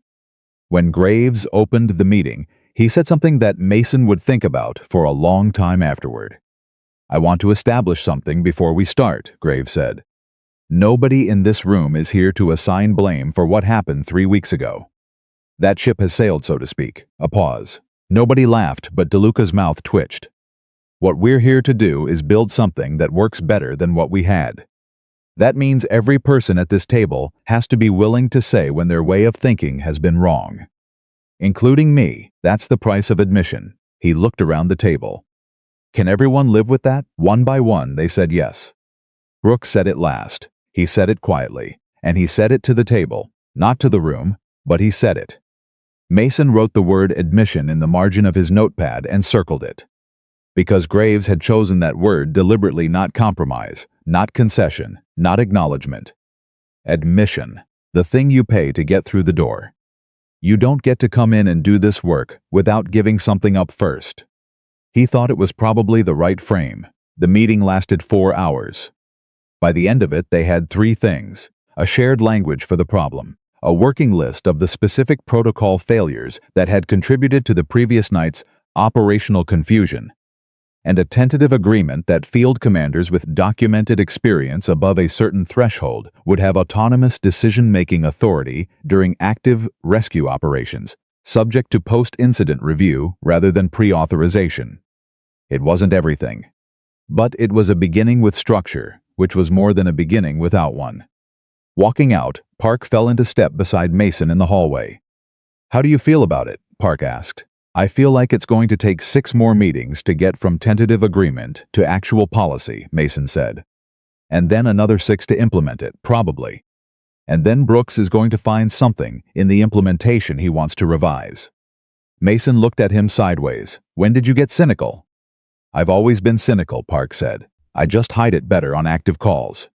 Despite himself, Mason almost smiled. "It's going to be slow," he said. "And frustrating, and there are going to be meetings that feel like nothing happened, and mornings after meetings where I wonder why I agreed to sit in rooms instead of just going to work." He paused at the elevator. "But 57 people got out of that harbor, and some of the reason they got out is that when the system failed, there were people who knew how to work around it. The goal is to not need to work around it next time." Park hit the elevator button. "You really believe that's possible?" Mason thought about it honestly, the way Park deserved. "I believe it's worth trying like I believe it," he said. Which might be the same thing. The elevator opened. They got in. It was 117. 3 floors below in the lobby, Mason's phone buzzed. He looked at it. Text from an unsaved number, which had been happening with increasing frequency since the harbor story had run in the local paper the previous week. He'd made the front page, which he hadn't wanted. Under a headline, someone had written with more enthusiasm than he felt about the situation: "Suspended rescuer saves all 57. He'd read it once, and then used it to line Sophie's hamster's cage, which Sophie had found delightfully appropriate. But the texts kept coming. This one read, "Captain Carter, my name is Helen Marsh. I was passenger 31 on the Harbor Queen. I had my granddaughter with me. She's 9. We were on the port side deck when the explosion happened, and we went into the water, and I couldn't. I want you to know that I tried to hold on to her, and I couldn't. I thought I'd lost her. One of your men got her out of the water, 40 feet from where I was. Her name is Clara. She's home and she's fine, and she made me a card to give to whoever saved her, and I don't know how to find that person. I know it's a lot to ask, but if you could help me thank him, I'd be grateful." His name tag said Park. Mason stood in the lobby and read the text twice. Then he looked at Park, who was standing next to him, reading something on his own phone, with the concentrated frown of someone processing a notification they weren't sure about. Daniel, Mason said. Park looked up. Mason held out his phone. Park read it. His expression moved through several things: surprise, recognition, something that needed a moment to resolve itself into whatever it was going to be. "That's Clara," he said. "It wasn't a question. I'm guessing that's Clara." Park read it again. He handed the phone back. He looked at the lobby floor for a moment, in the way men look at floors when they're managing something that doesn't have a clean outlet. "She was 40 feet from her grandmother," he said. "I found her, holding onto a piece of deck railing. She wasn't crying, she was just holding on. She said, 'I need to find my Nana,' just like that. Not panicking, just stating the objective." 9 years old, Mason said. 9 years old, Park agreed. She'd given herself a mission so she wouldn't be scared. He was quiet. "I didn't know if I'd find the grandmother. I didn't know what I was going to have to tell her if I didn't. But you found her, Vasquez found her. I just had Clara." Mason texted Helen Marsh back, "I'll pass your message along. The man you're looking for is Daniel Park. He'd be glad to hear from you." He sent it, put the phone in his pocket. "Her grandmother wants to thank you," he told Park. Park nodded slowly. "I know." He paused. "That part is always harder than the rescue." "I know," Mason said. And he did know. He'd learned it in the Navy that the aftermath of saving someone was its own kind of weight. The rescue had a shape and a timeline and a clear objective. The afterward was formless. People wanted to give you something because they'd received something enormous, and they needed the exchange to feel balanced, and there was no way to balance it, because what you'd given wasn't something you'd owned in the first place. You'd only been the mechanism, the delivery system, which didn't make the gratitude less real. It just made it hard to receive. They walked out of the building into the ordinary afternoon and went their separate ways. And Mason drove back to the station and spent the rest of the day doing the work that had nothing to do with harbor rescues or working groups or newspaper headlines. Checking equipment, running a training assessment on 2 newer crew members, filling out the maintenance log for Rescue 2's motor repair that DeLuca had completed that morning. Normal work, necessary work, the kind of work that held everything else up. At 4:40 p.m., 20 minutes before his shift ended, Kowalski came into the equipment bay where Mason was doing inventory and stood in the doorway with a particular posture of someone who had something to say and wasn't sure of the approach. Mason looked up. "What? There's someone outside," Kowalski said. "A woman. She's been sitting in the parking lot for about 15 minutes. She asked if Captain Carter was available, but she said she didn't want to come in." Mason set down the clipboard. "Did she say why?" "She said she didn't want to make it into a thing. She said she just wanted 2 minutes, and then she'd leave." He walked outside. She was sitting on the low concrete wall at the edge of the parking lot, a woman in her mid-50s, with the careful, exhausted look of someone who'd recently come through something and was still arriving at the other side. She was holding a card, the homemade kind, construction paper and glue, and whatever the handwriting of a child looks like when the child is trying very hard. She stood up when she saw him. "Captain Carter," she said. "Helen Marsh," he said, not a question. She looked surprised. "You know who I am? Daniel Park told me about Clara." Something crossed Helen Marsh's face, then a compression of every emotion she'd been managing for 3 weeks into a single moment that her face couldn't quite contain. She pressed her lips together, breathed through it. Then she held out the card. "She made this," Helen said. "She wanted the person who saved her to have it. I told her I'd try." Mason took the card. It was crayon and colored pencil on red construction paper. On the front, in the deliberate letters of a 9-year-old working in her best handwriting, "For the rescue man." Inside, a drawing a man in a boat on blue crayon water, reaching down to a small figure in the waves. Below the drawing, in the same careful handwriting, "You found me when I was lost. Thank you, from Clara." Mason looked at it for a long time. He thought about Sophie's drawing, the 2 stick figures in the boat. The wild crayon waves, "We are not scared." He thought about the way children drew rescue, always the hand reaching down, always the figure in the water looking up. Like they understood instinctively that the most important geometry was the space between the one who needed help and the one who came. "I'll make sure Daniel gets this," he said. Helen nodded. She had the look of a woman who'd prepared several things to say and found, now that the moment was here, that she didn't need to say any of them. The card had said what needed saying. Clara had said it. "I just wanted you to know," she said finally, "that we think about it every day. About what it cost, about what it meant." She paused. "My granddaughter sleeps with a life jacket under her bed now. Her parents think they think it needs to be addressed by someone professional. But I think," she stopped, "I think she's just keeping a promise to herself to be ready. And I'm not sure that's the wrong response." Mason looked at her. "No," he said quietly, "I don't think it is either." Helen Marsh left. Mason stood in the parking lot holding a 9-year-old's crayon drawing and thought about what it cost and what it meant. And he decided those were questions worth sitting with rather than resolving too quickly. He went inside. He put Clara's card in his jacket pocket. He finished his shift. What no one outside the working group knew, and what became the second major disruption of that month, was that the proposed policy change had attracted opposition from an unexpected direction. Not from Brooks, who had signed onto the framework tentatively but consistently. Not from the city attorney, who'd found a legal scaffolding that worked.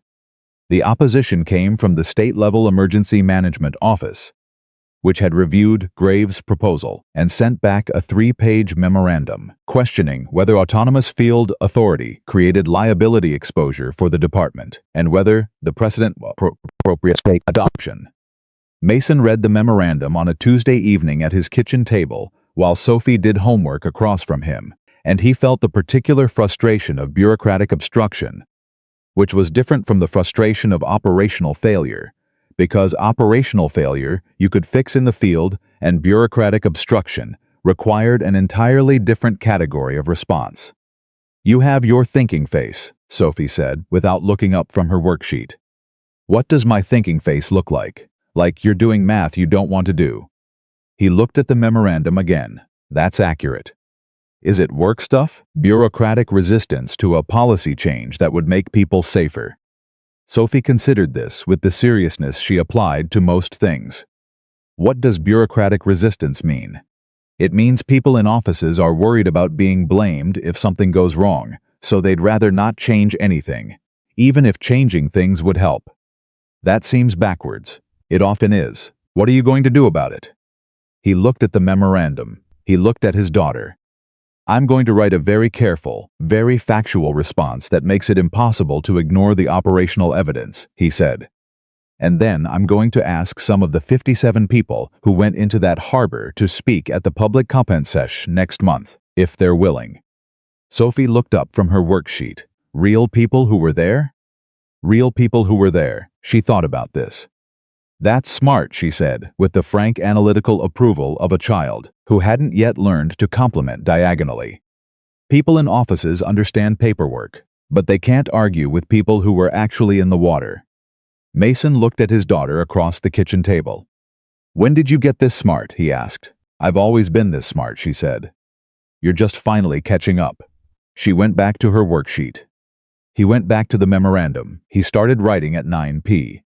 After Sophie was in bed, he wrote until midnight a careful, factual, point-by-point response that engaged with every concern the state office had raised and provided operational evidence for every claim he made. He cited specific decision points from the harbor rescue, specific timelines, specific outcomes. He made the abstract concrete. He made the liability argument operational rather than theoretical. He sent it to Graves at 12:14 a.m. with a note that said, "I think we should ask some of the survivors to speak at the public comment session if they're willing." Real testimony is harder to dismiss than operational metrics. "Let me know your thoughts," Graves replied at 6:47 a.m. "Agreed, start making calls." Mason made the first call at 7:30 a.m. to Roberto Delgado. Roberto picked up on the second ring. "Captain Carter." His voice had the quality of a man who'd been hoping for this call without knowing it. "Roberto," Mason said, "I need to ask you something." He explained the situation, the working group, the proposed policy change, the state office's objections, the public comment session. He explained what testimony would involve and what it would ask of Roberto, which was to stand in front of a room of officials and public observers and tell the truth about what had happened in the Callaway building. Roberto was quiet for a moment. "You want me to talk about going into the building with you," Roberto said. I want you to talk about whatever you're willing to talk about, Mason said. There's no obligation, Roberto said. I'll do it. A pause. Captain Carter, do you know what my son asked me last week? What did he ask? He asked me if I was scared when I was trapped in that building. Roberto's voice was measured, careful. He's 4. He's asking me because he's at the age where he's starting to understand that the world contains things that are frightening, and he wants to know how I handle that. Because how I handle it is going to be part of how he learns to handle it. Mason waited. I told him yes, Roberto said. I told him I was very scared. And then I told him that a man came into the building and talked to me like I was going to be okay, and I started believing it because he believed it first. And then I was still scared, but I wasn't alone in it. He paused. My son said, I want to be that kind of man. He's 4 years old. He said that. Roberto's voice tightened slightly. You ask me to speak at your public comment session. I'll be there. I'll bring my son. Mason closed his eyes for a second. Thank you, Roberto. Thank you, Captain. Helen Marsh said yes within 30 seconds of being asked. Park reached out to Abby's parents through the helicopter crew, who'd stayed in touch. Abby's mother said yes before Park finished explaining what he was asking. Vasquez tracked down the mid-deck survivor who'd been at risk of cardiac event, a 63-year-old retired teacher named Gerald Simmons, who'd been on the ferry with his wife of 38 years, celebrating their anniversary. Gerald said yes, and he said it with the particular simplicity of a man who'd recently recalibrated his understanding of what mattered, and found that speaking at public meetings landed squarely on the list. By the end of the week, Mason had 7 confirmed speakers for the public comment session. 7 real people with real stakes who had been inside the operational failure and its resolution, and who were willing to say so in a room where it counted. Graves looked at the list and said, this might actually work. It has to work, Mason said. Or the next time something like the harbor happens, we're right back to running an operation on borrowed authority with no institutional backing. You know what the funny thing is? Graves said. Tell me. Before all this, before the harbor, before the suspension, before the working group, I'd reviewed your file, your performance evaluations, your operational record. He paused. Brooks had flagged you as a liability, high capability, low compliance, institutionally difficult. That was the language. Mason said nothing. Your record from the Navy said something different, Graves said. It said you were the person your team sent into the building when no one else could figure out how to get in. He looked at Mason steadily. It said every man you went in for came out. The room was quiet. I should have read both files more carefully before I let it get to a suspension, Graves said. That's on me. It's on a system, Mason said, not on you specifically. The system is made of people, Graves said, and I'm one of them. Mason accepted this. Then let's build a better one. The public comment session was scheduled for the second Tuesday of the following month. In the 3 weeks between, the working group met 4 more times, and each meeting moved the policy framework closer to something that could survive implementation. Brooks participated in every session. He didn't lead them, that was Graves' role, but he contributed, and his contributions were increasingly useful. Because a man who understood the institutional landscape as well as Brooks did was exactly what you needed when you were trying to change it from the inside.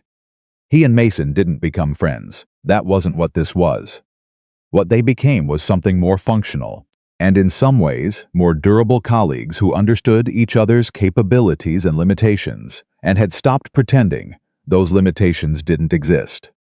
Brooks knew Mason would always prioritize operational judgment over procedural compliance when lives were at stake. Mason knew Brooks would always worry about institutional coherence and the second and third order effects of precedent. Both of those things were true. Both of those things were useful. The system they were trying to build needed both. It was 2 days before the public comment session when the call came in. Mason was at the station, running a morning briefing with his crew when the radio went off. Structure fire in a residential area east of downtown. Reports of a child unaccounted for. Fire units on scene, search underway.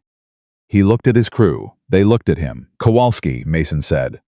You're running communications. DeLuca, you're with me. Park, call ahead and get the building layout from the fire captain on scene.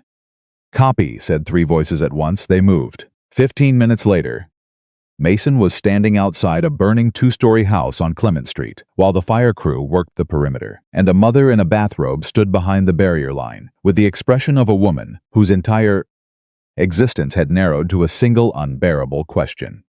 The fire captain on scene, a solid, experienced man named Torres, who Mason had worked with twice before, came to meet him at the barrier. "Second floor, back bedroom, 4-year-old boy. We can't get a ladder to that window. The addition on the east side of the house is blocking approach. Front stairs are fully involved. What's the rear access look like? Kitchen roof is accessible from the alley, but the kitchen ceiling is compromised. We don't know if it'll hold a person." Mason looked at the building the way he always looked at buildings, reading it, measuring it, running the calculation that lived in his body after 15 years of walking into structures that were trying to keep people in and keep rescuers out. "It'll hold one person moving fast," he said. Torres looked at him.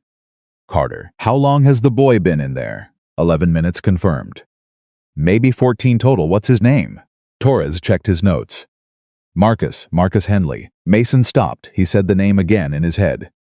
Marcus Henley, the kid from Sophie's class, the one she'd described as kind of scary.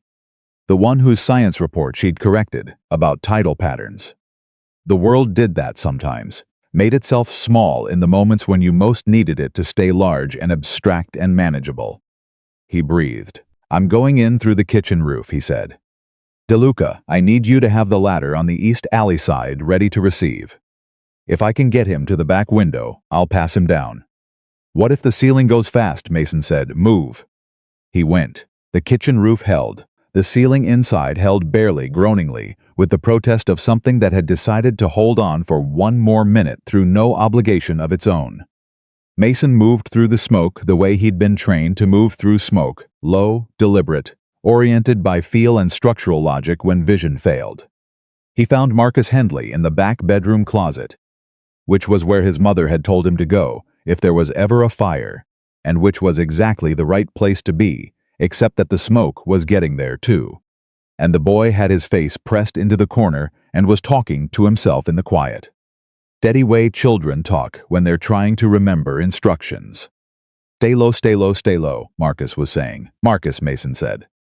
The boy turned. His eyes were huge and streaming, and his face was the face of someone who'd been terrified for 14 minutes but was still following instructions. "Are you the rescue man?" he said. "I'm the rescue man," Mason said. "My mom said one would come." Your mom was right. Mason was already picking him up, getting him oriented, moving toward the window. "We're going out the window. There are people outside to catch you." "Are you ready?" Marcus coughed hard, nodded harder. "My backpack's in here. We can get a new backpack. It has my science project." Marcus Mason was at the window. DeLuca's ladder was in position below. "We are going to go out this window right now. The science project goes in the next backpack. Deal?" Marcus looked at him for 1 second with those streaming eyes.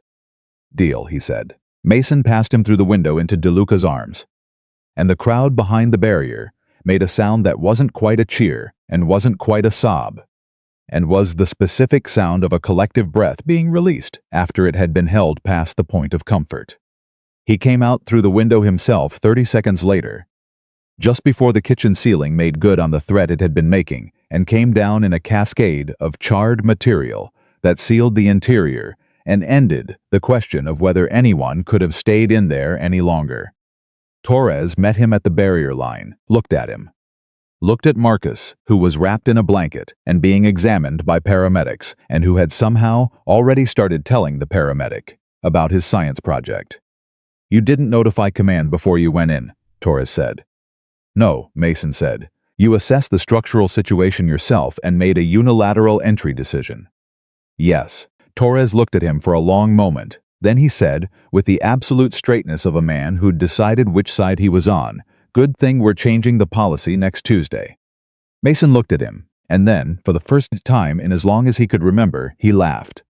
Not the short controlled sound he sometimes allowed himself, but a real laugh, full and sudden, the kind that arrives before you can manage it.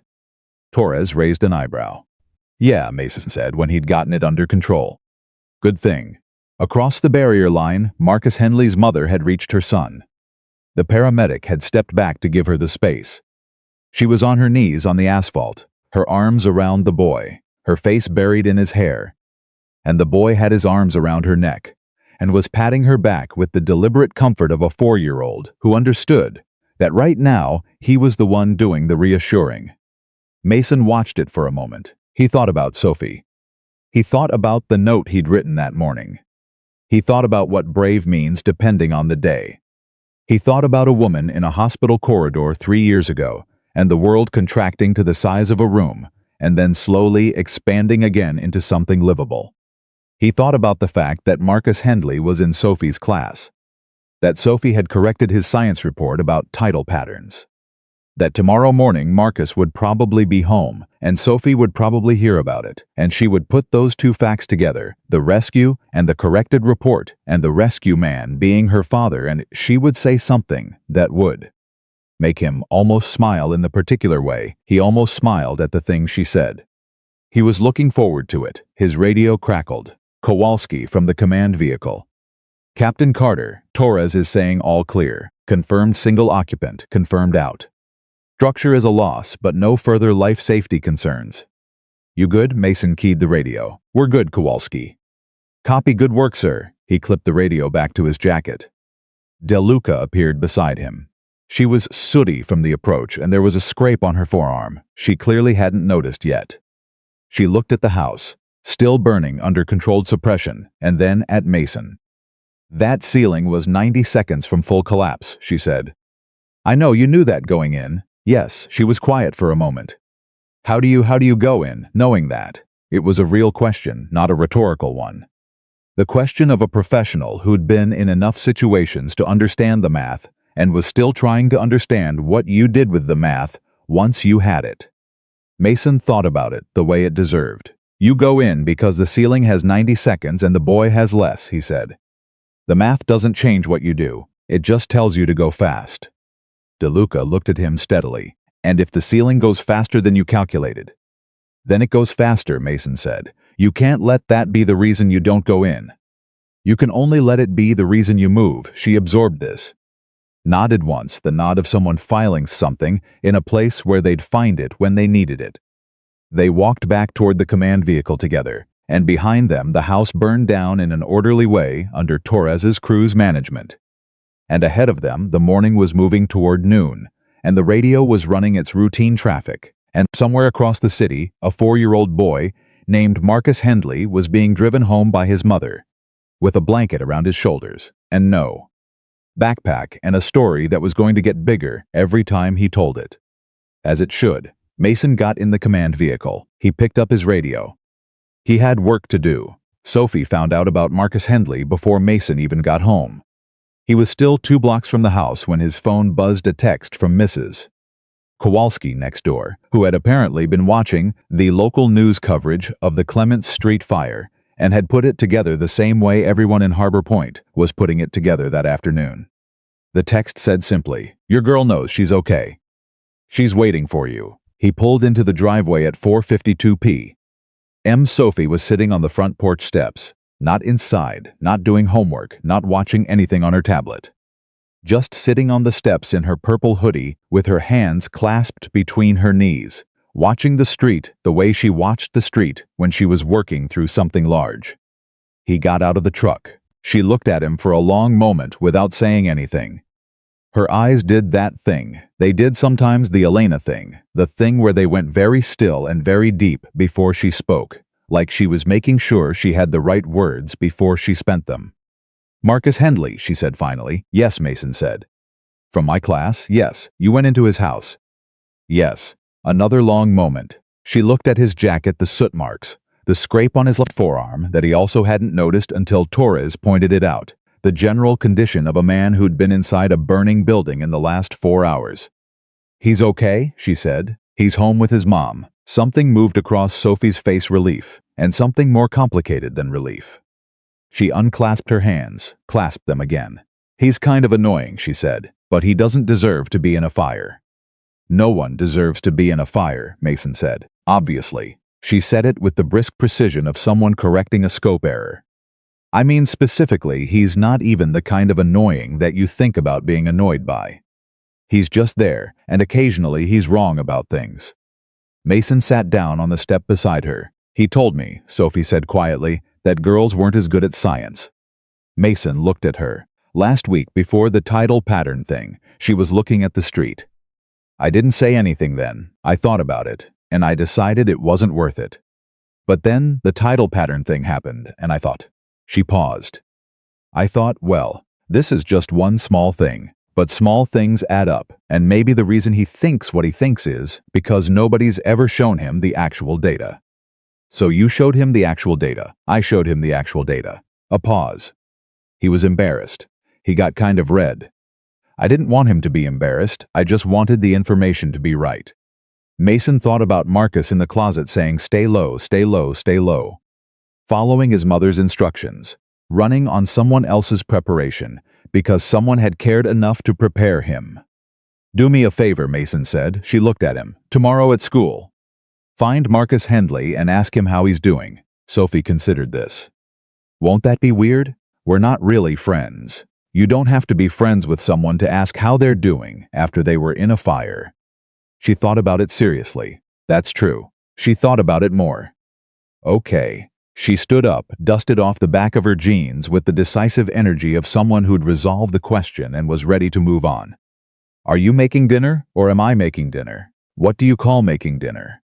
"Cereal is a dinner. Cereal is not a dinner. It has grain and dairy and sometimes fruit if I add a banana." "I'll make pasta," Mason said. "With the good sauce?" He looked at his daughter. "With the good sauce," he said. She went inside. He stayed on the step for another minute, in the cooling late afternoon air, and thought about the way the world contracted and expanded, the way it had been doing since Elena and would keep doing, probably, for the rest of his life. The way Marcus Hendley was in Sophie's class, and Roberto's son was 4 years old, and Abby had counted to 10 in the dark, and Clara had held onto a piece of deck railing and stated her objective with the clarity of someone who'd decided that panic was not available as an option. All of them doing the thing that needed doing because someone had prepared them, or because someone showed up, or because they reached inside themselves and found something they hadn't known was there. That was the whole of it. He went inside and made pasta with the good sauce. The public comment session was on a Tuesday evening, and by the time Mason arrived at the city council chambers at 6:15 p.m., the room was already more full than anyone had anticipated. Graves had expected maybe 40 people. The chambers held 220. Every seat was filled by 6:30. People were standing along the walls. There were cameras from 2 local stations and one from a regional news affiliate that had been following the harbor story since the week after. Outside in the hallway, people who hadn't gotten seats were watching through the glass panels in the doors. Mason stood in the back of the room and took this in. Kowalski appeared beside him, as he had a way of doing. The young firefighter was in his dress uniform, which made him look approximately 19 years old. "I didn't think this many people would come," he said quietly. "I did," Mason said. "Why?" Mason looked at the room, the survivors, their families, the rescue crews, the ordinary citizens of Harbor Point who'd watched the harbor burn on their television screens and understood, at some level, that this was about more than one rescue on one night. "Because 57 people came home," he said, "and all the people who loved them came to say thank you the only way they could." Kowalski was quiet for a moment. "And the policy?" "The policy too," Mason said, "but the policy is the reason they're staying." Director Graves called the session to order at 7:00 p.m. He explained the purpose clearly, and without political hedging, the working group's proposed policy change, the state office's objections, the purpose of public comment in the review process. He was a good speaker when he chose to be, and tonight he chose to be. Then he opened the floor. Roberto Delgado spoke first. He was wearing a button-down shirt, and he'd brought his son, who was 4 years old, and who sat in the front row next to Roberto's wife, with the enormous, serious eyes of a child, in an important room. Roberto stood at the public comment microphone, and he talked for 3.5 minutes, and he didn't use notes because he didn't need notes, because what he said was what had happened, and what had happened lived in him the way things live in people when they've been through them. He talked about the Callaway building. He talked about being pinned in the dark and hearing the building move around him.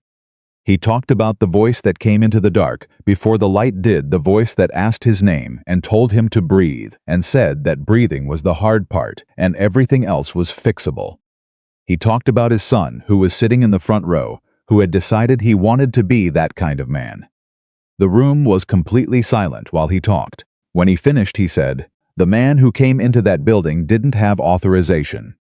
He had 15 years, and he had eyes, and he had the judgment to know what 4 minutes meant.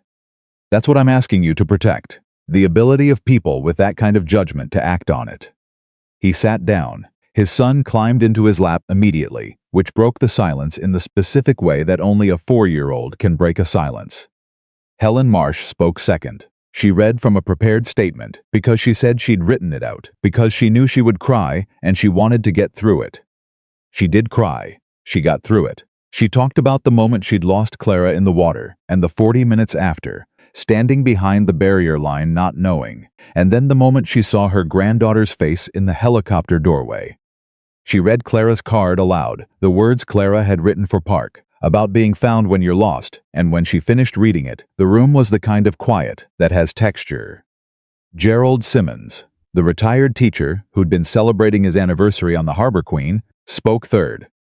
He was 63 years old, and he spoke with the careful precision of someone who'd spent a career making complex things clear to people who were encountering them for the first time.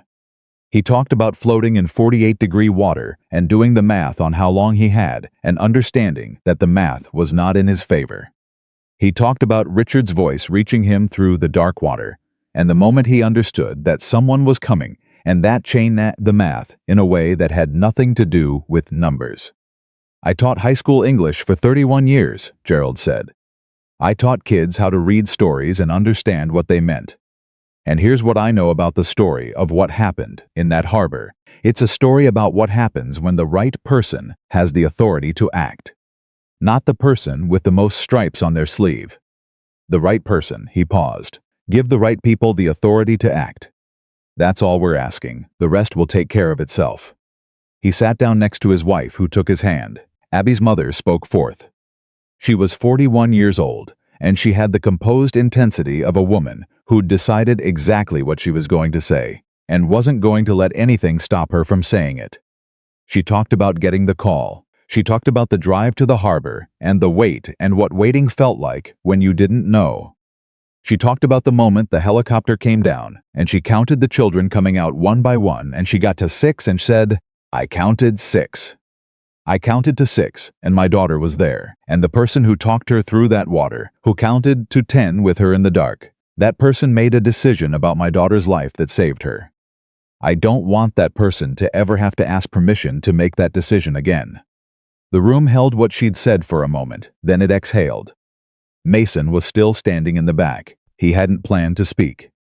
Graves had asked him, and he'd said he wasn't sure it was the right call, that the survivors' voices were the ones that needed to be heard, not his. Graves had said he understood, but that the policy needed a technical voice too, and that Mason was the technical voice.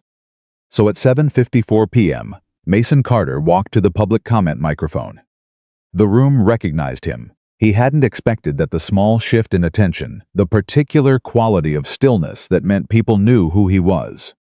He'd been in the paper, he'd been in the news coverage. The faces in the room had the faces of people who'd assembled a picture of him from external sources and were now comparing that picture to the actual man. He stood at the microphone and looked at the room. He thought about what to say. He thought about Sophie on the porch steps. He thought about Elena in the hospital corridor. He thought about the 4 seconds in the truck before he turned around. He thought about what Graves had said. The price of admission is being willing to say when your way of thinking has been wrong. He started talking. "I'm not going to tell you about the harbor rescue," he said. "You've heard it from the people it happened to, and their version is the right one." He paused. "I'm going to tell you about a truck in a parking lot." He told them about the suspension, about walking out of the station with a small backpack and his daughter's drawing and his rescue helmet, about sitting in the truck for the minute he gave it, thinking the day was over, and about the moment he saw the smoke in the mirror and had 4 seconds to make a decision. "In those 4 seconds," he said, "I didn't think about my credentials. I didn't think about my suspension. I thought about the fact that people were in that water and someone needed to be there who knew what to do. He looked at the room. I went back because I could, because I had the knowledge and the training and the years. But I shouldn't have needed a crisis to make that knowledge usable. The system should have made it usable before the crisis. He paused. What we're asking for is simple. When the situation is actively life-threatening and every second narrows the margin, the people with the most relevant experience and the clearest read of the situation should have the authority to act on what they know. Not after a phone call, not after an authorization chain. Now, he looked at the panel. We're not asking to remove accountability. We're asking to move it to after the rescue, where it belongs. Because accountability after the fact saves careers. Authority in the moment saves lives. He stepped back from the microphone. The room was quiet for 3 seconds, then it started. Not the organized applause of a political event, the real kind. The kind that starts in different places at different times and builds because people can't not do it.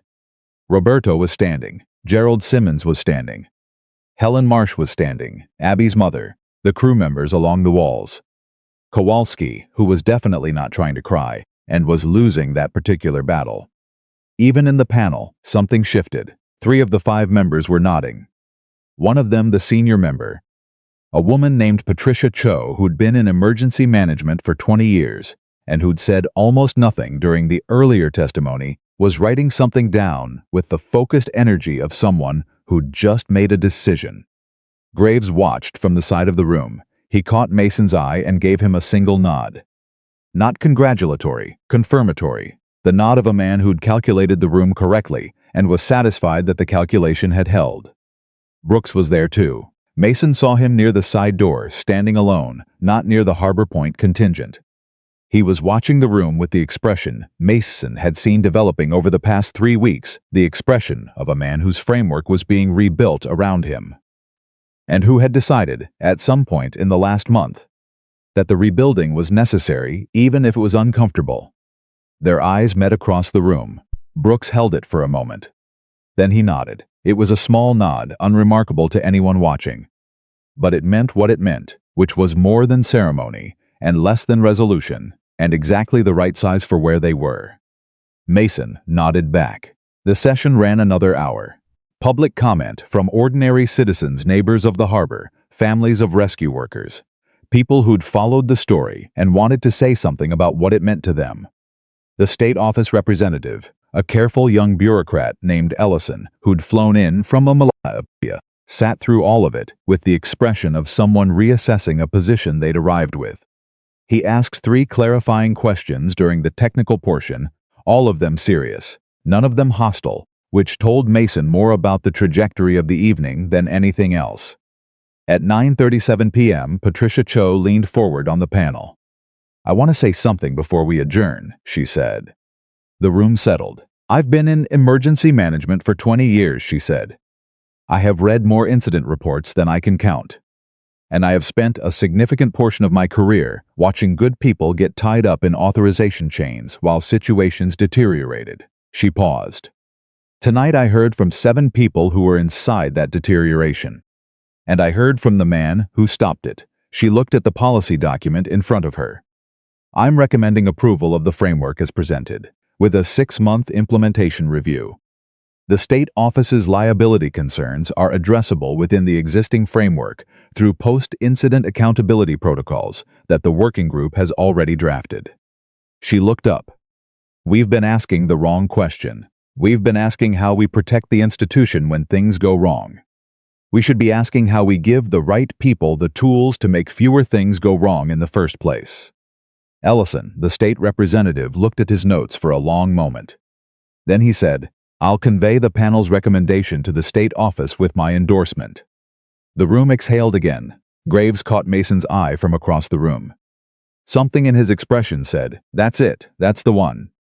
Mason stood in the back of the room while the session wound down around him, people rising, talking, finding each other, the particular warm chaos of a room where something has just been decided that mattered. Roberto found him first, threading through the crowd with his son on his hip. The boy looked at Mason with enormous serious eyes, and then reached out and grabbed Mason's jacket lapel, the way 4-year-olds grab things not carefully, but completely. "This is the rescue man," the boy said to his father. "That's him," Roberto said. The boy looked at Mason with the comprehensive assessment of a child who hadn't yet learned to make his evaluation subtle. "You're not very big," he said. "Mateo," Roberto said. "He's not," Mateo said, unapologetically factual. Mason looked at the boy. "You don't have to be big," he said. "You just have to show up." Mateo considered this with the seriousness it deserved. Then he let go of Mason's lapel, apparently satisfied. Park found him next with Helen Marsh beside him. They'd clearly been talking. Park had the slightly opened quality of someone who'd just had an important conversation, and Helen had the settled quality of someone who'd delivered something they'd been carrying for a while. Helen shook Mason's hand without saying much. She didn't need to. She'd said it at the microphone. Kowalski appeared at Mason's elbow, which was where he always appeared.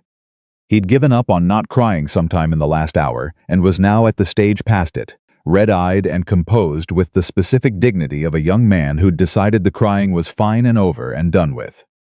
"Captain," he said, "Kowalski, for what it's worth." He stopped. "Try it again. For what it's worth, I've been a firefighter for 3 years. I've responded to maybe 60 incidents, and I've never—" He stopped again. "What you did that night, how you ran it, I'm going to spend the rest of my career trying to be half that good, and I think that's probably a reasonable goal." Mason looked at him. "You ran communications for 3 hours under active disaster conditions on your 3rd year in the field. That's not half good, that's good." Kowalski absorbed this. "I made some mistakes. Tell me about them." "What?" "Tell me about the mistakes, specifically. Not right now this week in a debrief. Because the mistakes are the ones that teach you, and if you don't examine them, you'll make the same ones next time." Mason paused. "The good moments are nice to remember. The mistakes are why you get better." Kowalski looked at him with the expression of someone who'd just been handed something they were going to think about for a long time. "Yes, sir," he said. "And Kowalski, sir? Good work." The room was thinning. People drifting toward the exits, toward the night, toward the ordinary lives that contained this moment and would carry it forward. Mason moved toward the door. He was almost there when he felt a hand on his arm. He turned. It was Brooks. They stood facing each other in the thinning room, and the distance between them was the same distance it had always been. This distance between two men who'd spent a year in opposition and were now somewhere more complicated and less defined. Brooks had his hands in his pockets. His jacket was slightly rumpled, which was not typical. He looked like a man who'd been in his own kind of long battle and was arriving, finally, at something like a truce not with Mason, but with a version of himself he'd been arguing with for some time. "The Clement Street fire," Brooks said. "Yes," Mason said. "I heard about it, I know." Brooks was quiet for a moment. "I'm not going to say you shouldn't have gone in without notifying command. I know, but I'm going to note that the outcome was." "Correct," Mason said, "and you would have done the same." Brooks looked at him. Something shifted in his face. Not agreement exactly, but the close relative of agreement, the acknowledgement that the statement might be true, and that the gap between might be true and is true, had been narrowing. "I want to ask you something," Brooks said. "Ask." The 4 seconds in the truck, before you turned around, he met Mason's eyes. Was there any version of those 4 seconds where you didn't? Mason considered the question the way it deserved, honestly, without performing an answer. "No," he said. Brooks nodded slowly. "I thought so." He paused. "I want you to know that I understand now what I couldn't see before. What you are in the field, the way you read a situation, the way you move. I've been in this work for 15 years, and I've met maybe 4 people who had it to that degree." He looked at the floor briefly, then back up. "I spent the better part of a year treating it as a liability. That was wrong, and it cost us. It cost the department an advantage we should have been building on instead of suppressing." Mason was quiet. "I'm not asking for anything," Brooks said. "I'm not looking for absolution, or I'm just saying it plainly, because it should be said plainly, and I should be the one saying it." The room around them had quieted to near empty. A janitor was working the far side. The camera crews were packed up and gone. Just the two of them and the aftermath of what had been said and decided tonight. "All right," Mason said. "All right," Brooks said. It was enough. It was the right size. Not a friendship and not a forgetting, and not a resolution of everything. Just two men who'd found the honest ground between them and were standing on it. Which was more than they'd had a month ago, and more than Mason had expected a month ago, and that made it worth having. He drove home. It was 10:23 p.m. when he turned onto his street. The house was dark, except for the kitchen light, which meant Mrs. Kowalski had put Sophie to bed before she'd gone home and left the kitchen light on because she always left the kitchen light on because she said dark houses felt wrong.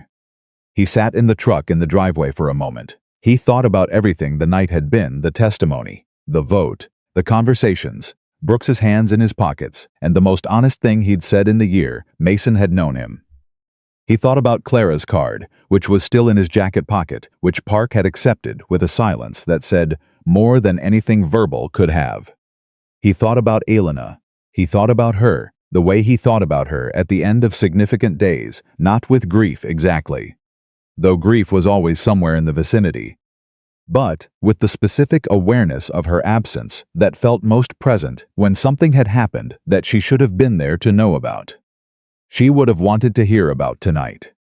She would have sat across the kitchen table and made him tell her everything, not the operational summary but the actual story, and she would have asked the questions no one else thought to ask, the ones about what he'd felt, not what he'd done, because she understood that what he felt was the data that everything else ran on, and ignoring it was the same as running an operation with incomplete information. He missed her. He went inside. He checked on Sophie. She was asleep. The note from that morning was on her nightstand as always. But beside it, something new. A folded piece of paper that hadn't been there this morning. He picked it up. He unfolded it. Sophie's handwriting. The careful version she used when she wanted something to last. It said, "Dad, I know you probably think I'm asleep. I know about Marcus. I know about the working group thing tonight too, because Mrs. Kowalski told me some of it. I want you to know that I think what you did was right, all of it, including the part where they suspended you, because I know that was hard even if you didn't say so. I think you are the bravest person I know, and not because of the rescue stuff, because of the part where you keep going even when it's hard, and you still make my lunch and write my thoughts, and you don't let the hard stuff make you smaller. That's the part. Love, Sophie. P.S. The good sauce was right. It should be any day sauce." Mason stood in his daughter's doorway and read the note twice. Then he folded it and put it in his shirt pocket close. He went to the kitchen, made coffee, sat at the table where they did homework and ate pasta and negotiated about sauce. The house was quiet around him, the good quiet, the earned quiet, the kind that comes after long days where things went right when they could have gone wrong. He took out his legal pad. He wrote at the top, Working Group Implementation Phase. Week 1. And then he started writing, because the policy had been approved, but approved was just the beginning. The beginning was the easy part, the dramatic part, the part with testimony and votes and rooms that held 200 people and decisions that changed things. The hard part was what came after, the meetings that felt like nothing happened. The slow friction of institutional change, the mornings where you wondered why you were sitting in rooms instead of going to work. He'd told Park it was worth trying, like he believed it. He'd meant it then. He meant it more now, on the other side of tonight. With Clara's card in his jacket pocket, and Sophie's note in his shirt pocket, and 57 people alive who shouldn't have been, and a 4-year-old named Mateo who had decided he wanted to be a certain kind of man when he grew up. That was what you were building toward, not the dramatic night. Not the suspension reversed, and the policy changed and the room on its feet. Those were the visible moments, the ones that got written about and talked about and remembered. What you were building toward was the infrastructure for the next crisis. The framework that meant the next Mason Carter, the next person, who knew exactly what to do in the building or the water or the fire, didn't have to spend 4 seconds in a parking lot, asking whether they were allowed to go back. That person would just go, because the system would hold them up instead of holding them back. That was the whole of it. That was what it was all, for not the rescue, not the recognition, not the night in the council chambers. All of those were real, and all of them mattered, and none of them were the point. The point was the one who came after. The point was Kowalski getting better at his mistakes. The point was Park counting to 10 with the next Abby, Whoever she was, in whatever dark place she was in, and having the authority to keep counting without asking permission first. The point was the infrastructure of courage, not the single heroic act, but the system that made heroic acts available, repeatable, sustainable, survivable. Mason wrote until 1:30 a.m. Then he went to bed. He woke at 4:47 without an alarm. He went to the kitchen. He made Sophie's lunch, turkey sandwich, no crusts. Apple slices, pretzels. He stood with the blank notepaper in his hand for a moment, thinking about what to write, and then he wrote, "You already know what brave is." "You wrote it down for me, Dad." He folded it and put it in the lunchbox and closed the zip. He started the coffee. He heard Sophie's feet, the shuffle stomp before he saw her. She appeared in the kitchen doorway in the purple hoodie, hair in its spectacular morning disaster, one sock on, the note he'd left on her nightstand folded in her hand. She looked at him. "You read mine," she said. "I did." "Was it okay?" He looked at his daughter, 8 years old and 3/4, standing in the kitchen doorway of the house they'd built together, the two of them. Out of the pieces of before and the requirements of after and the daily accumulated weight of showing up. "It was the best thing I read all year," he said. Sophie considered this with appropriate seriousness. Then she came to the counter and opened the lunchbox and took out the note and read it and folded it back up with the same private expression she always had, the one that meant she was keeping something, and tucked it into her hoodie pocket. "The good sauce is in the fridge if you want to use it for dinner," she said. "It's Wednesday, it's any day sauce now," she said. "You said so," he had said so. "Yeah," Mason Carter said, pouring his coffee, watching his daughter climb onto the kitchen stool with her mismatched socks and her wild hair and her absolute certainty about the things that mattered. "I did." Outside, Harbor Point was waking up. The harbor was where it had always been, doing what harbors do, holding water, holding boats, holding the long ordinary business of a city that had looked into its worst night and come out the other side with 57 people and a changed policy and a working group that met on Mondays and a young firefighter named Kowalski who was going to spend the rest of his career getting better at his mistakes. And at the center of it, driving his daughter to school in a truck with a cracked mirror and a peeling decal, writing her a note every single day, showing up before sunrise and going home at night, Mason Carter, the man who turned around. Not because he was told to, not because the system held him up. Because someone still needed him, and that had always been, and would always be, the only reason that mattered.